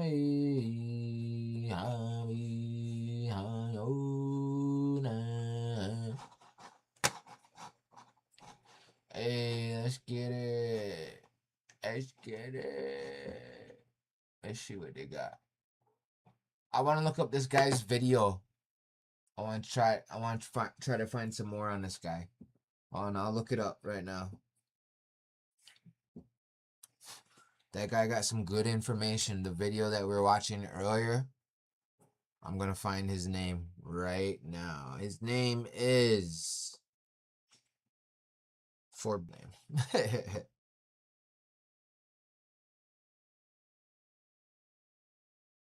Teoposuipili.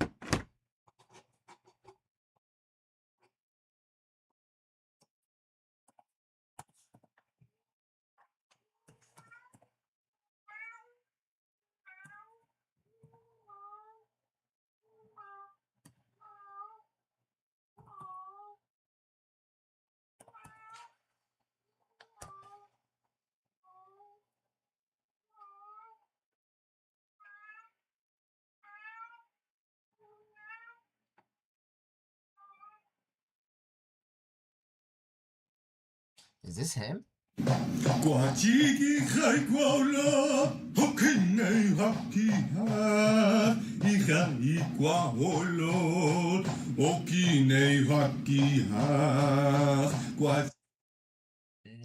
I don't think so.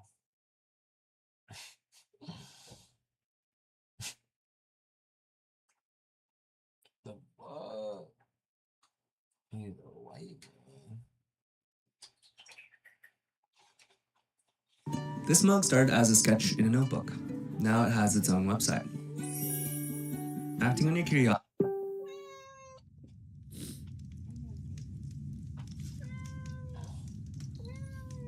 Manel, tlalalwi, tlalteshawi, tlaltispach, intlajuquali, imoneki mochipa. Wrong. He's actually a 30-some-year-old white man from Florida.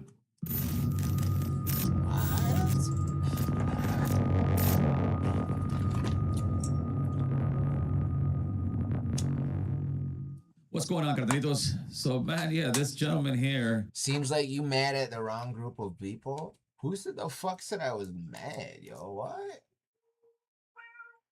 I'm not mad at anybody, bruh. Is that his name? Teopus.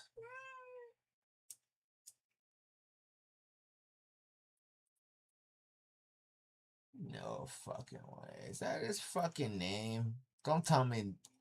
I thought that video was fucking. What? Hey guys, we're about to start part 7, but before we do, I just wanted to take a few seconds to give a shout out for the short film called Reign of Judges. If you guys haven't seen this video or heard about it, it is a short concept film. Alright, we're good, bruh. Glad that it's part 7 because even though I knew enough in 2015 to make a video about it, I've learned so much more since then, which is why this section is so long, and it's still a condensed version. So stick with me to the end.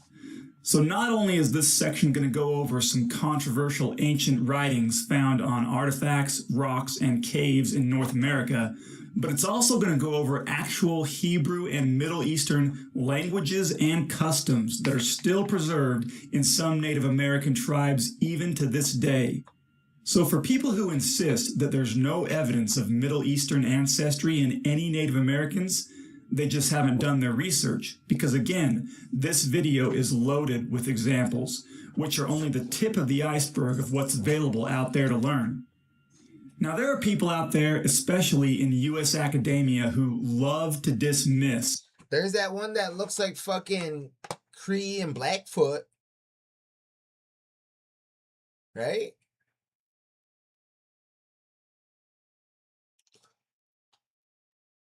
You know what? I do have some stuff written down that we can do some content on.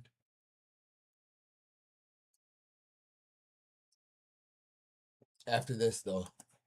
The tens of thousands of artifacts showing ancient Middle Eastern languages and customs here in North America as fakes. But then how do they explain some of the Middle Eastern languages and customs, particularly Hebrew, that are still preserved among some Native American cultures? Is it just coincidence? Of course not. And I'm going to show you a few examples. Now, I'm not saying that all Native Americans have Hebrew or other Middle Eastern ancestry, but there definitely are some. Now, if you're a Native American watching this video, it may or may not apply to you, depending on what tribes are in your ancestry. If it does apply to you, I'd love to hear what you have to say. So let's get into it. I'm going to start with the name of God. Here are two columns. One column shows the name of God in Hebrew and various pronunciations of it. The other column shows various pronunciations of the name of God or Creator, as he is more often. You know what's crazy? I've never heard God be called any of those on the right by any tribe. Our word for God is Hoenio or Songwadiso. That's our word for God. Words for God. Or Hajano. Don't hit your head. Yeah, you know, that's what they say. Hajano, don't hit your head. Songwadiso or Hoenio. We say Yahweh. That's the closest to Yahweh it gets, is Yahweh. And Yahweh is actually the twins' father, the West Wind. And actually, he was like a turtle man too, so kind of like, it kind of explains why he had a flint of mohawk of flint. Often called in various Native American cultures. Look at his name. Coincidence? No. Next, I want to show you a list of Algonquin words and phrases from a book printed in 1825 called View of the Hebrews by Ethan Smith. Now, like many books in this time period of the United States, it calls the Native Americans savages, which I don't agree with. Just because the Native American tribes had different cultures than the European settlers doesn't mean they were savages. But anyway, be prepared to see that term in old books like this. So here's a list of words and phrases from View of the Hebrews shown in... Yeah, take a look at that. So English, Jehovah. Indian, Yehovah. Hebrew, Jehovah. English, now. Indian, nah. Yeah. Hand part, Kesh. No. Osonda is hand. Do. Janae East. To blow, fall back. That's not. Russian. See, they're just cherry picking too. Like, don't you think that if it was actually a Hebrew tribe, that they would, they say they found the DNA, right? So don't you think it would make sense that the tribe that has the DNA to only use their language? It doesn't make sense to cherry pick from all the tribes that have nothing to do with the DNA. You know, if you found the DNA, study that tribe, that person and their tribe DNA. And you know what? You might have to look in that person's genealogy because they might not be one tribe. And that's the thing about today. You are not just one tribe, people. I want people to understand that you are not just one tribe and you are not just Native American. I don't care if you're full-blooded. You are not just Native American. You're what you are. We got different. What makes you different from different tribes is the different type of admixture you got. We all got different admixture. Some got more Siberians. Some got Athabascan. Some got fucking Mayan. Some got Atlantean. Some got Hyperborean, Polynesian, Aboriginal, Hindu, Middle Eastern. What makes you different from a different tribe is the admixture you got. Is it still glitching, guys? Is it still glitching? 3 columns. The first column is in English. The second column is from Algonquin tribes originally from the eastern United States before the government took their lands and forced them onto reservations. The third column is Hebrew or Chaldaic, which are both Semitic languages. Obviously, columns 2 and 3 are spelled out with English letters so that the reader can try to pronounce them as they actually sound. Look how similar these words and phrases are that have been preserved in the Algonquin languages. Some are exact, some are near exact, others are very similar. And look at the type of words and phrases. A lot of them are biblical. This is the real deal. Linguistics like this are not coincidences or fakes. View of the Hebrews is a very informative book, and I suggest you read it. It has many... The only one that's closed is waiter of high priest in English, and then in Indian it says Sagan, but it's not. It's Sachem. And then Hebrew it says Sagan. Sagan. Or Sagan. It's Sagan. And then for us it's Sachem. Many more examples of language, customs, and beliefs preserved among Native Americans that tie into Middle Eastern ancestry. Another excellent book is The 10 Tribes of Israel by Timothy R. Jenkins, printed in 1883. There are many other old books like these. I'm going to give an example of an account from the 10 Tribes of Israel. It's on page 16, and I'll just read it for you here. It says, "The following is from Alexander's Messenger, published many years ago in Philadelphia, Pennsylvania." And again, this book was published in 1883, so many years ago from 1883.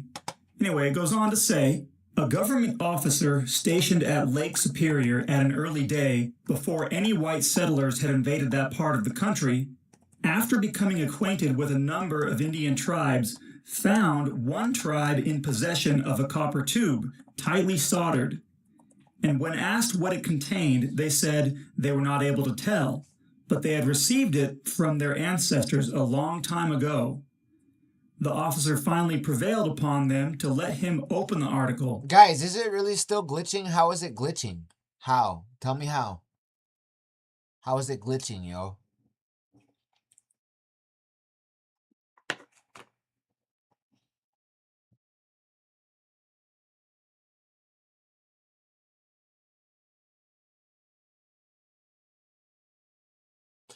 Oh, it is that guy, yo. Iron Jacket?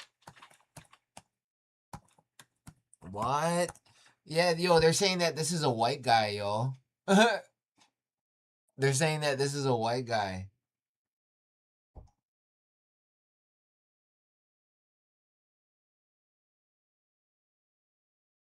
Or practice a religion by which can ever cause one to arrive at the place where one is. Do you understand, relative? You see, no amount of seeking may ever find creator, one's true self, because all forms of seeking implies the fuck. What the fuck?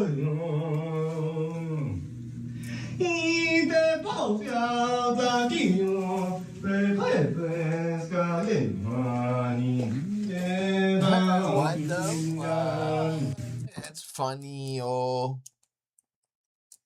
Alright, yo. This is what we're gonna do.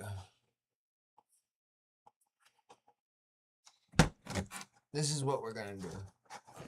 It's gonna stop glitching. I'm gonna just go like this.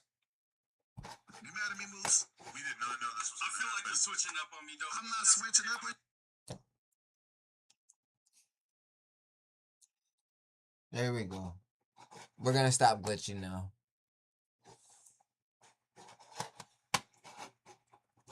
Now it will stop glitching.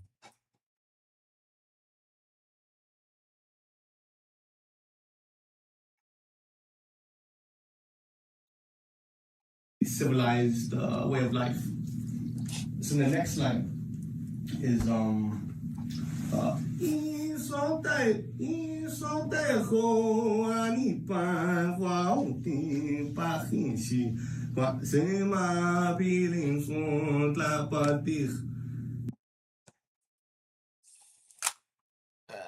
See, Joe.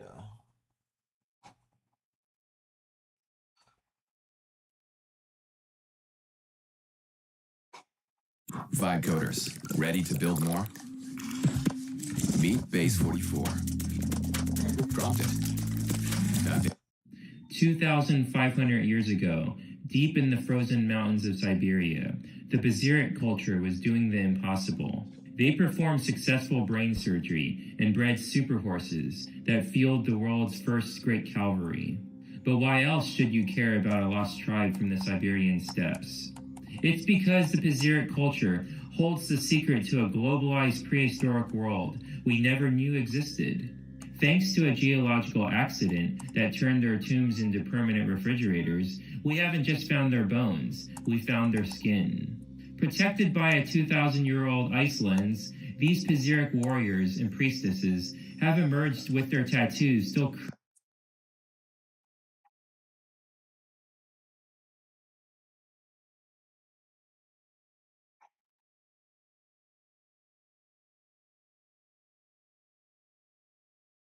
Here we go.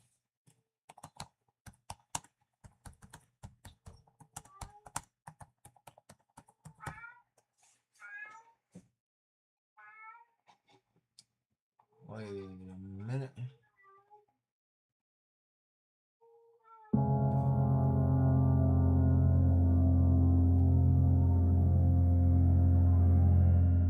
Beneath Pennsylvania's quiet forests and ridges lie ancient secrets, stone chambers, lost symbols, and legends too strange to ignore. This is a journey into the forgotten past, where the land itself remembers, and some mysteries refuse to stay buried. Burial mounds of the Susquehannock. The river winds quietly now, but long ago it bore witness to something more than just canoes and trade. Along the banks of the Susquehanna River, in the rich soil of Pennsylvania's heartland, the land rises in strange, deliberate humps, burial mounds. These aren't incidental hills, shaped by time and erosion. You saw my new post? Which one was that?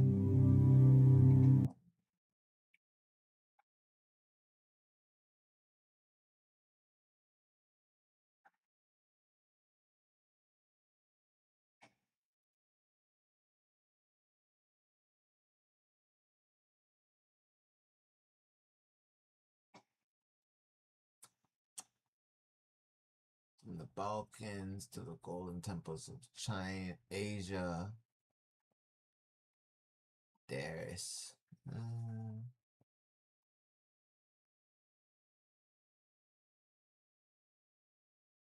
type O. Most of the world didn't have it until colonization started in the 15th century. And it's the one blood type that is least likely to mutate or interact with other blood types.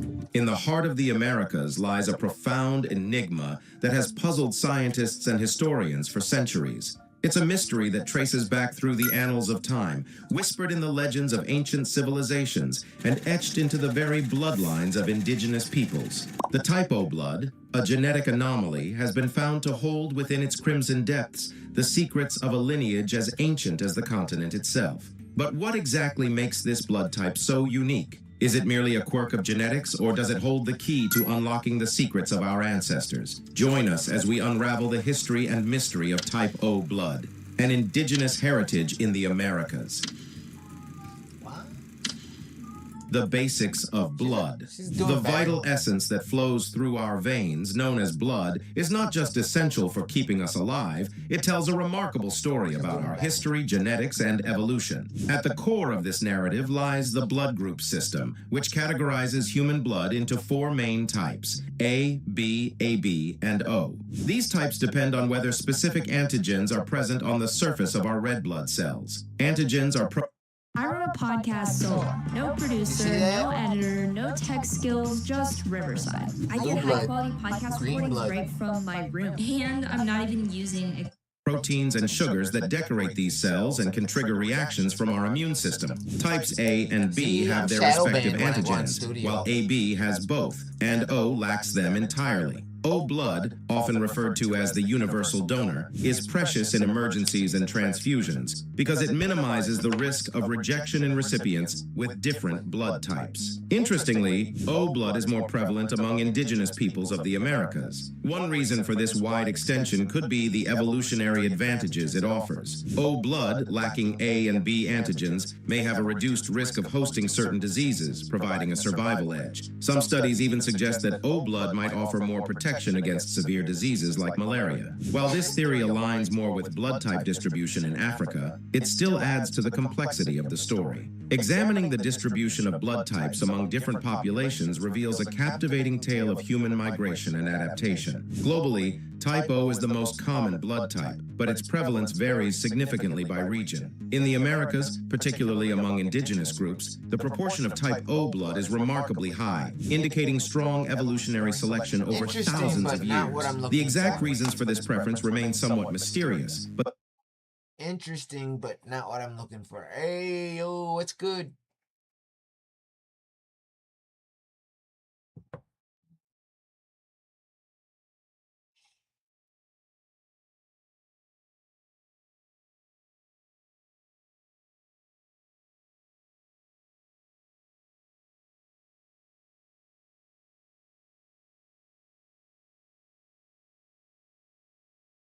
What the fuck? The man responsible for the blast, Anthony Warner, mailed a package to someone in Murfreesboro just days before the bombing. That man immediately turned it over to the FBI. Investigative reporter Ben Hall shares exclusive details about what was inside. This nondescript package was postmarked December 23rd, 2 days before the bombing. It had no return address, but the rambling pages inside left no doubt who it was from. "Hey dude, you will never believe what I found in the park," reads a cover letter to one of Warner's longtime friends. It was signed by Julio, a name Warner's friends say he often used when sending them emails. It continued, "The knowledge I have gained is immeasurable. I now understand everything, and I mean everything, from who, what we really are, to what the known universe really is." The letter urged the friend to watch some internet videos he included on 2 Samsung thumb drives. On another page, Warner wrote about 9/11 conspiracy theories, ending with the statement that the moon landing and 9/11 have so many anomalies they are hard to count. Warner later wrote that September 2011 was supposed to be the end. Man, I missed you, brother. How you doing? I'm good, how are you? Man, just got off of work. Feeling like a new man, man. Just looking forward to cooking dinner for the family and, I don't know, to get some shut-eye, baby. What about you? I'm chilling, bro. Trying to watch this. You got anything important you want to share, or? Yeah. So, I watch you on this TikTok every now and then. And I was wondering, brother, when are we going to do some business together? I don't know, bro. We got to make that money. The game for the planet, because that's when he says aliens and UFOs began launching attacks on Earth. He believed the media was covering up those attacks. But Warner's writings grow even more bizarre. At one point, he writes to his friend about reptilians and lizard people that he believed control Earth and had tweaked human DNA. Warner wrote, "They put a switch into the human brain so they could walk among us and appear human." Warner's letters cover a variety of bizarre theories, but he never mentions AT&T or anything else that would suggest a Hidden obelisk.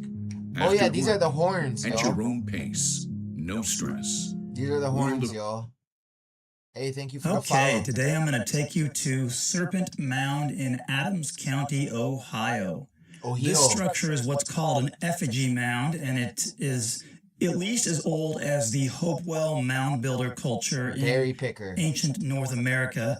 possibly built by the Adena mound builder culture, which is older than the Hopewell culture, and then the Hopewell culture might have just maintained it. But again, it is at least as old as the Hopewell mound builder culture. Now, what you're looking at here is a survey drawing of Serpent Mound that is in the book called Ancient Monuments of the Mississippi Valley, published in 1848 by the Smithsonian. I believe it's the first publication by the Smithsonian, and it's by Ephraim Squire and Edwin Davis. Now, when you get to the place, there's a little tower you can stand on where you can get a good view of the serpent. What you're looking at now, it's kind of hard to see because of the curve of the hill, but that is the coiled up tail down there at the end where those people are standing.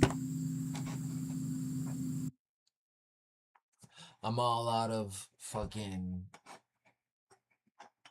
medicine. And then, as you can see, the tail starts to wind around the top of the hill. So there's the rest of the tail, and again, because it's not flat up here, it starts to curve down there towards the end. Down there towards the end is where the mouth of the snake opens up, and it looks like it's either taking in or spitting out an oval, which again you can't see from the tower that I'm standing on, and I don't have a drone to get a higher shot of it. But here's a picture of the oval at the snake's mouth, and this is the highest picture that I could get of the oval. I was standing on top of a bench down here at this end to get this picture, and I couldn't back up any further because I don't know, yo.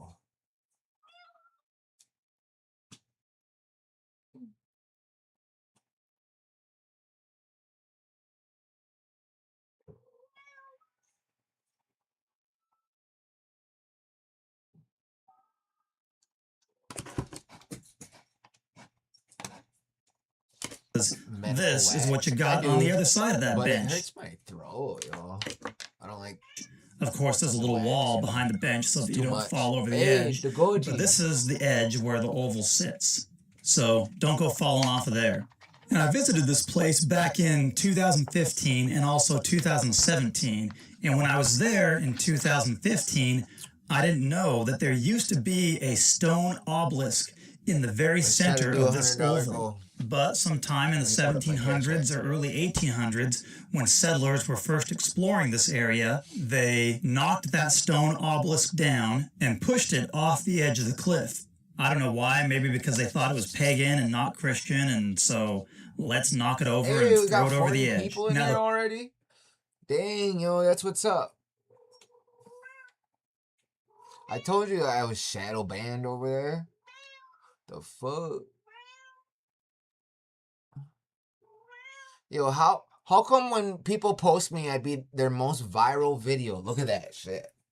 Look at his page. Nobody was watching his shit until he posted me, yo. This is somebody new. Like, I swear to God, I be doing people favors, letting them talk shit about me. Like, that's the most attention you've ever gotten in your life, and it was because you were hating on me.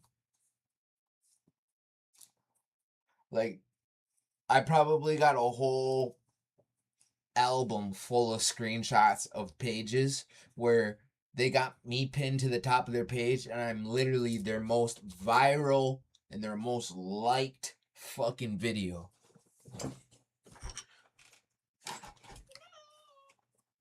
I don't even know who this is.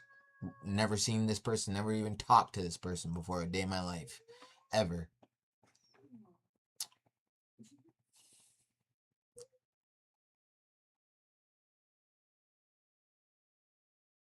Go.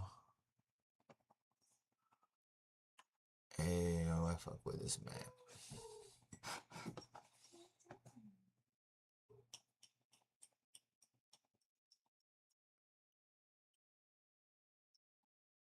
We need to make it so they can't use your video. I'm happy to share. Okay.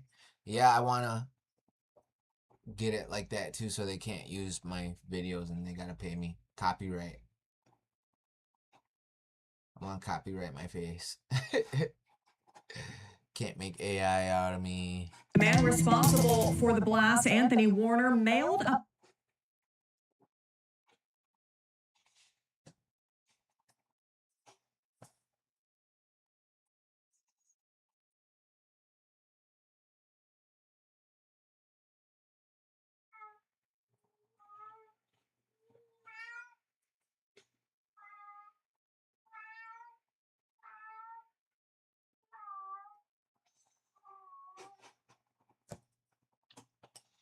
Epidemic Sound is the world's leading sound tracking platform built to seamlessly integrate into your workflow. Since I started using it, my entire creative process has become so much.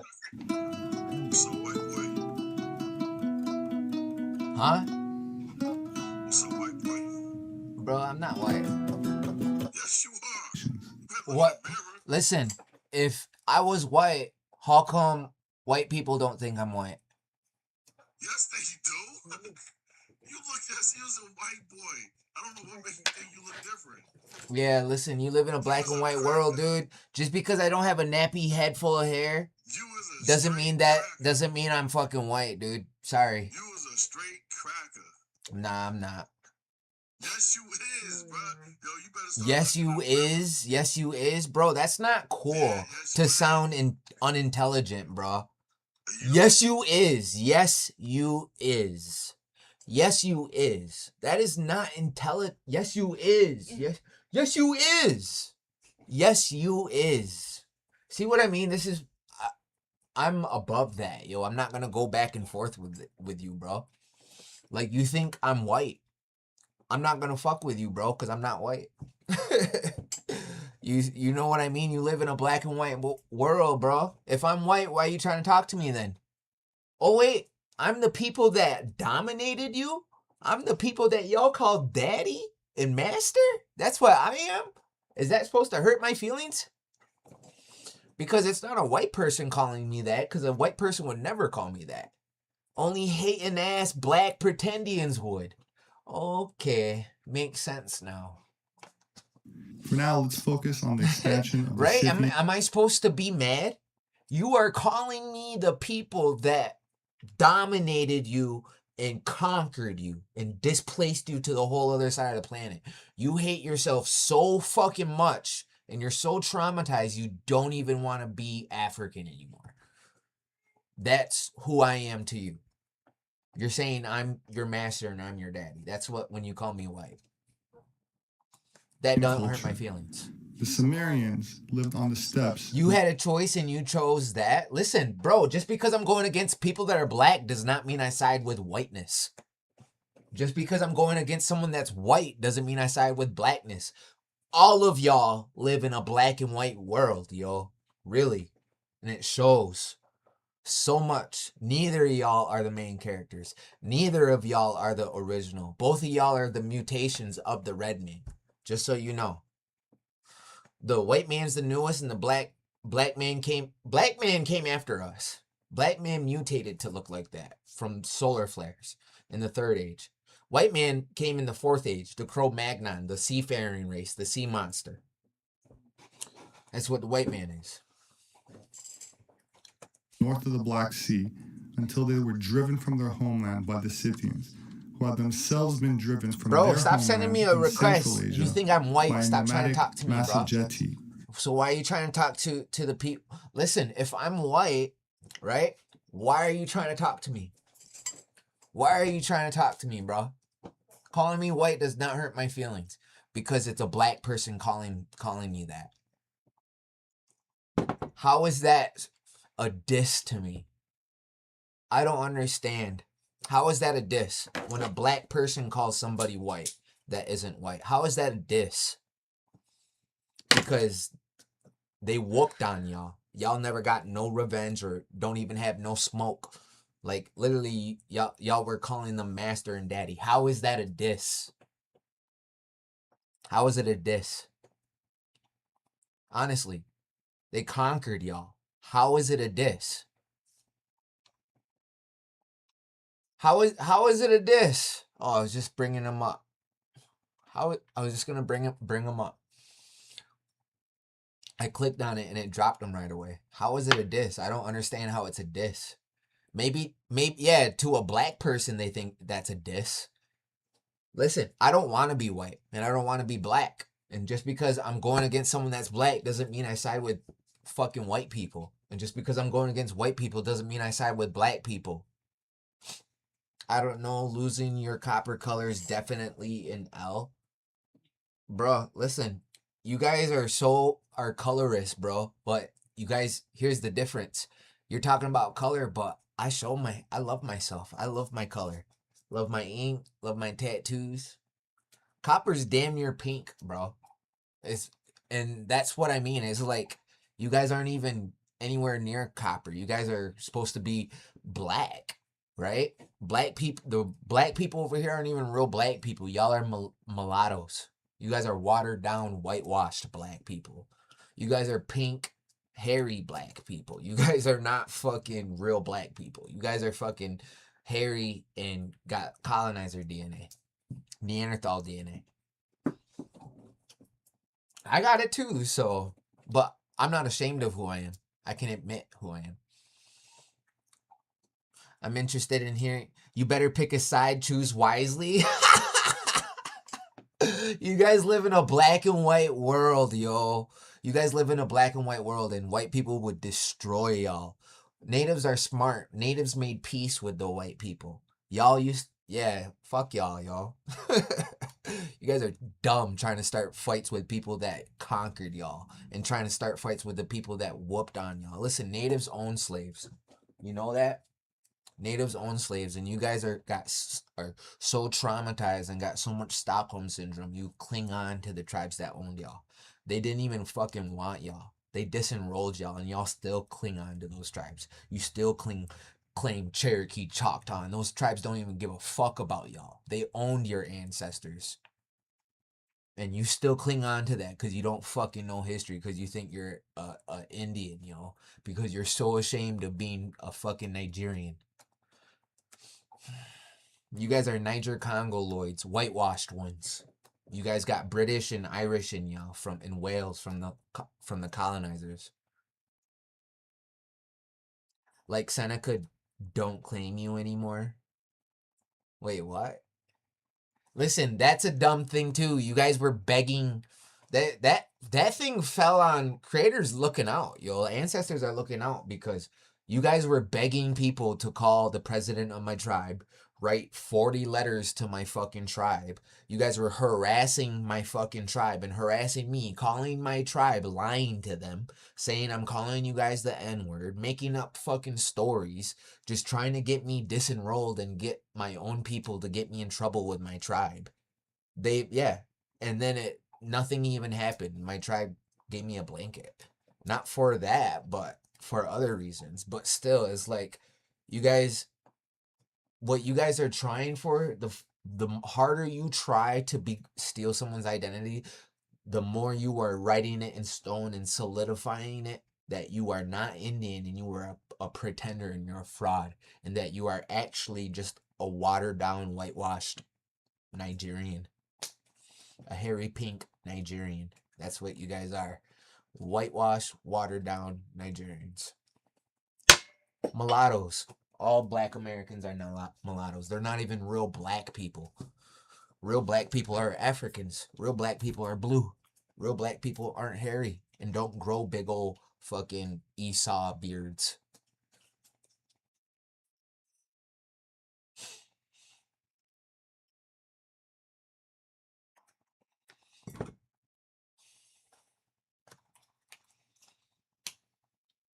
Mosquito burger people need to chill. Yeah, they do. Just like your ancestor, Ely Parker, you're not indigenous. He's not my ancestor, and he is indigenous. He was a chief, and he freed your ungrateful motherfucker. He freed your ungrateful self. That's what he did. He was a general, and he freed your people, yo. Saguli, he freed your people. Did you know that? You're saying Listen, I don't care that a pretendian says I'm not indigenous. Of course you're going to say that. That's not reality. You deny reality. Wishing and hoping that I'm not indigenous won't make me not indigenous. You're kind of like solidifying the fact that I am when you do that. Chief Logan, bravery, fought in my region. That's what's up. Like Seneca, Chief Logan.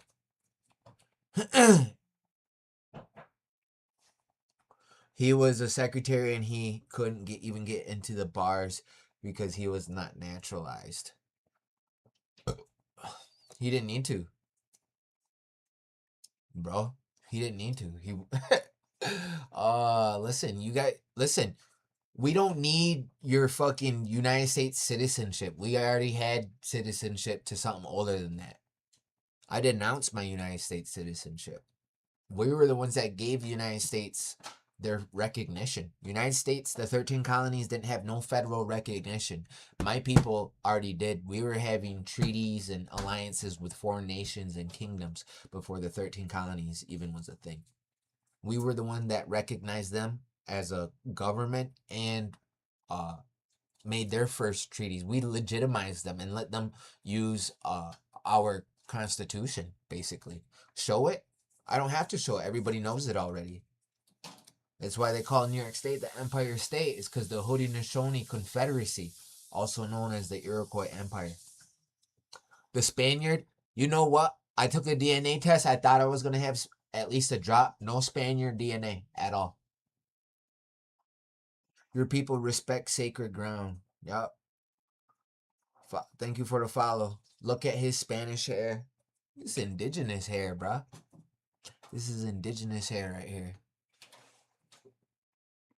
That you wish you had. For the follow.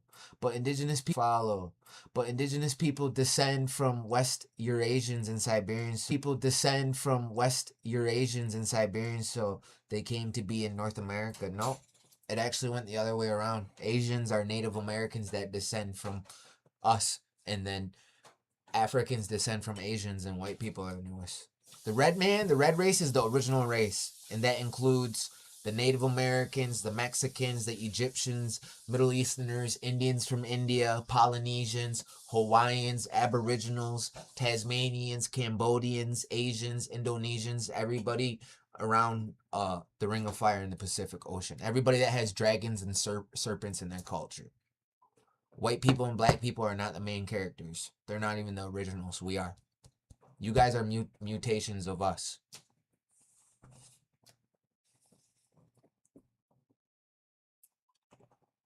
So why aren't we getting deported? Where are they deporting people that look like me?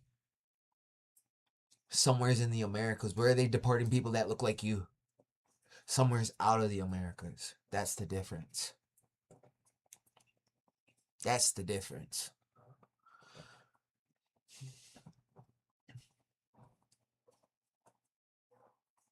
You love Pocahontas.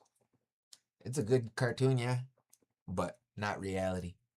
They romanticized the first MMIW victim. She was a child too. There are many videos, dude.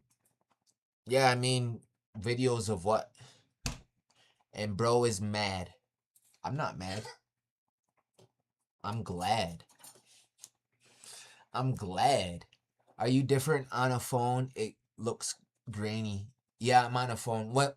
You know what? When I go on studio, I don't get this many views because I get shadow banned over there. Heron Clan, a Gadite Onga. They trashed the true story just like history destroyed the Trail of Tears. Yeah, so the original race of the planet is the red race. That includes Native Americans, Asians, Mexicans, Egyptians, Middle Easterners, Indians, Hindus, Cambodians, Indonesians, Polynesians, Aboriginals from Australia, Tasmanians, Hawaiians, Samoans, South Americans, that's all one people. That's the original race of the planet. You'll never be anything important. Me? I'm important, bro. Maybe not on TikTok, but in the real world, yeah, I'm important. But I'm trying to be more humble, bro. So, please, don't try to get under my skin, bro. I'm literally trying to change, yo. This is my problem. I go back and forth with bums. People that don't have that are fucking half white, that are afraid to show themselves. Fucking beta males. They couldn't even meet me halfway and put on their camera. Anybody that like wants to talk shit to me, I could ask them to put their camera on. It's gonna be like some lame dude that's like just jealous of me. I saw your intervention video. Do you know what intervention is? Intervention, they do that when somebody's on drugs, bro. I wasn't on drugs. It was a recovery video. So nice trying to flip the script. And you know what?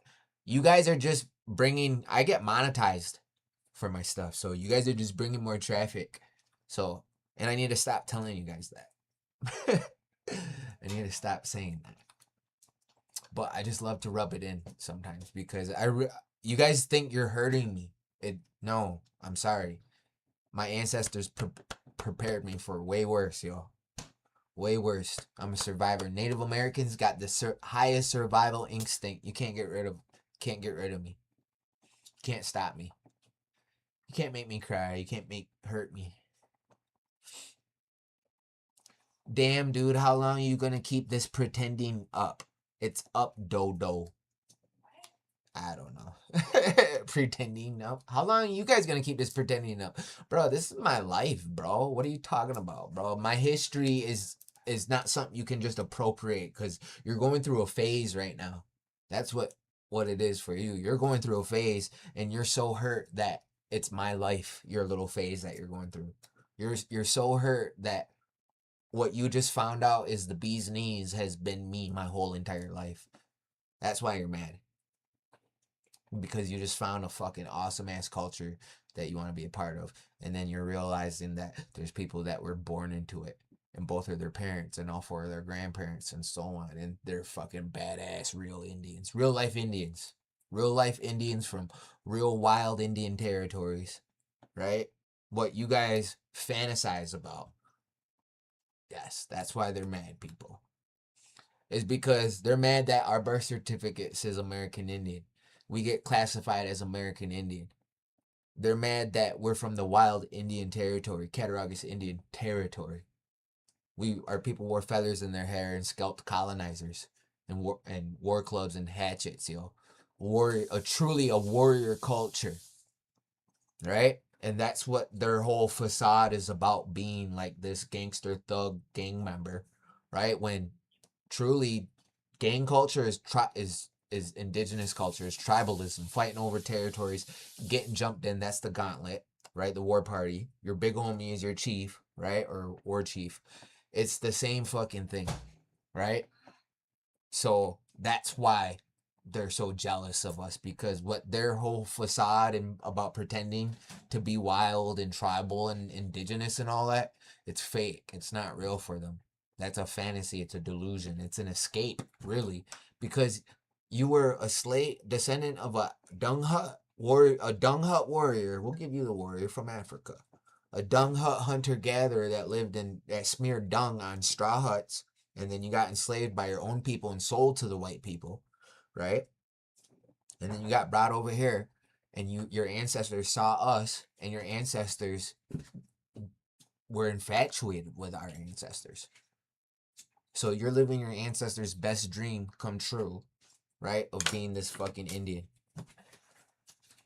Because that's what they wanted to be. Because they saw our ancestors and were like, yo, that's what I want.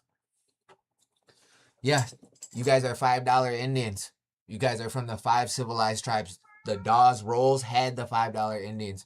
We're going to show you some $5 Indians, all right?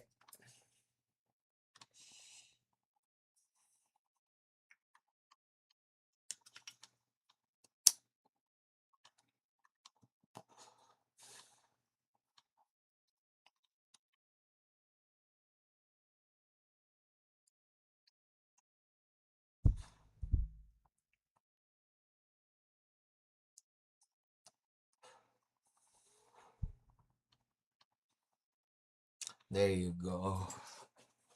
$5 Indian. There you go. There you go. There's your $5 Indian.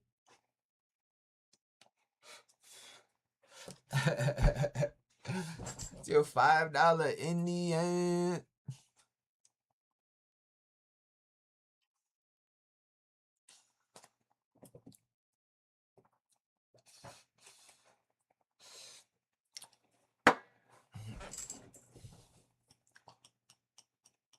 Black culture is America. Remember that? No, it's not. Black culture is dead, yo. I'm sorry. Black culture is nasty culture. I'm sorry. Black culture, rap, or hip hop culture is dead like 80s hair band in the 80s. That's how dead rap and hip hop is. People aren't listening to that garbage no more. Yo, you guys glorify violence and fucking nasty ass stuff, yo. So I stopped listening to rap 3 years ago and my life has changed tremendously. My eyes have opened. I was young and naive and it was kind of embarrassing now that I look back. I look back and I'm embarrassed that I listened to rap music. Not embarrassed, I listen to good rap music, but yeah, yo. It's like, that's not our shit, yo. That's fucking white man music, yo. It's all in the English language. It's all in the English language. It's not even theirs either. It's bopping head music for the white man. It's literally, you guys are entertainers for the white man. Like, if it was truly yours, it would be in a language you could only understand, but it's for white people. That's why they're grifting towards it, because you made it for them. You fucking made it for them, yo. It's in their language. Yeah, rap is so dead like 80s hair band. Big hair, big fucking hair from the 80s, rock and roll 80s. That's how dead rap is. I don't listen to rap. I don't listen to no fucking rap no more. I haven't, and it's the best thing that's ever happened to me, to be honest. The best thing that has ever happened to me. I don't listen to no fucking rap. I don't waste my time. That stuff is programming you to be like that. To be belligerent and talk like, yo, who you is? Who you is? Yeah, you is. That's like, what? I don't want to talk like that. Yeah, yo, you see what I mean? He was like, yo, who you is? What you is? It's like, bro, your people were civilized. And you're going backwards now. Your grandparents didn't talk like that. They were civilized and probably talked very proper. You know what I mean?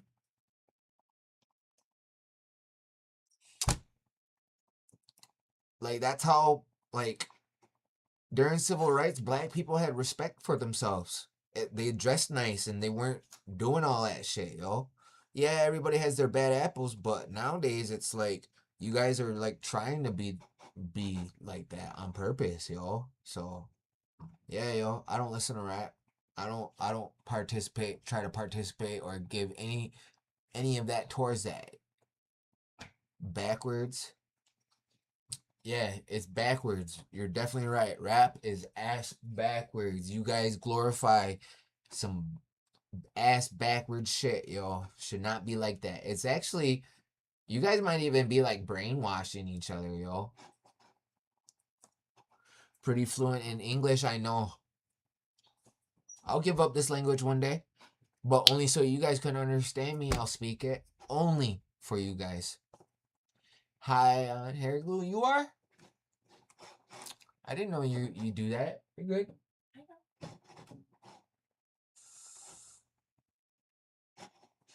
You guys.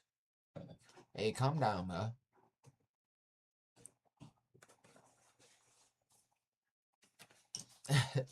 Yo, how come after I put this picture up, they stopped hating? It got real quiet after I put this picture up.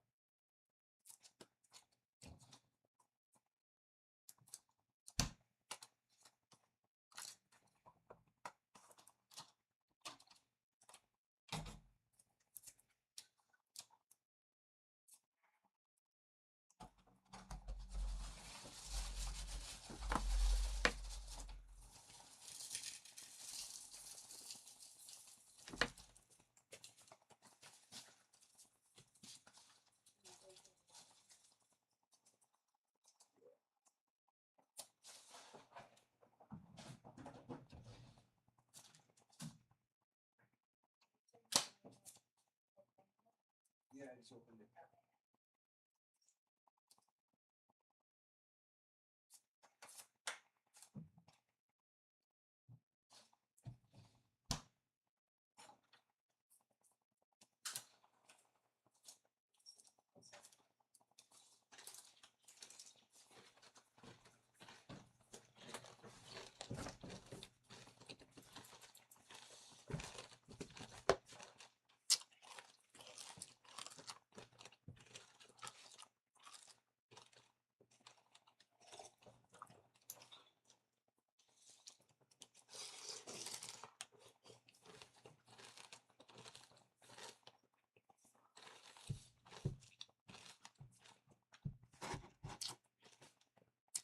They have, bro.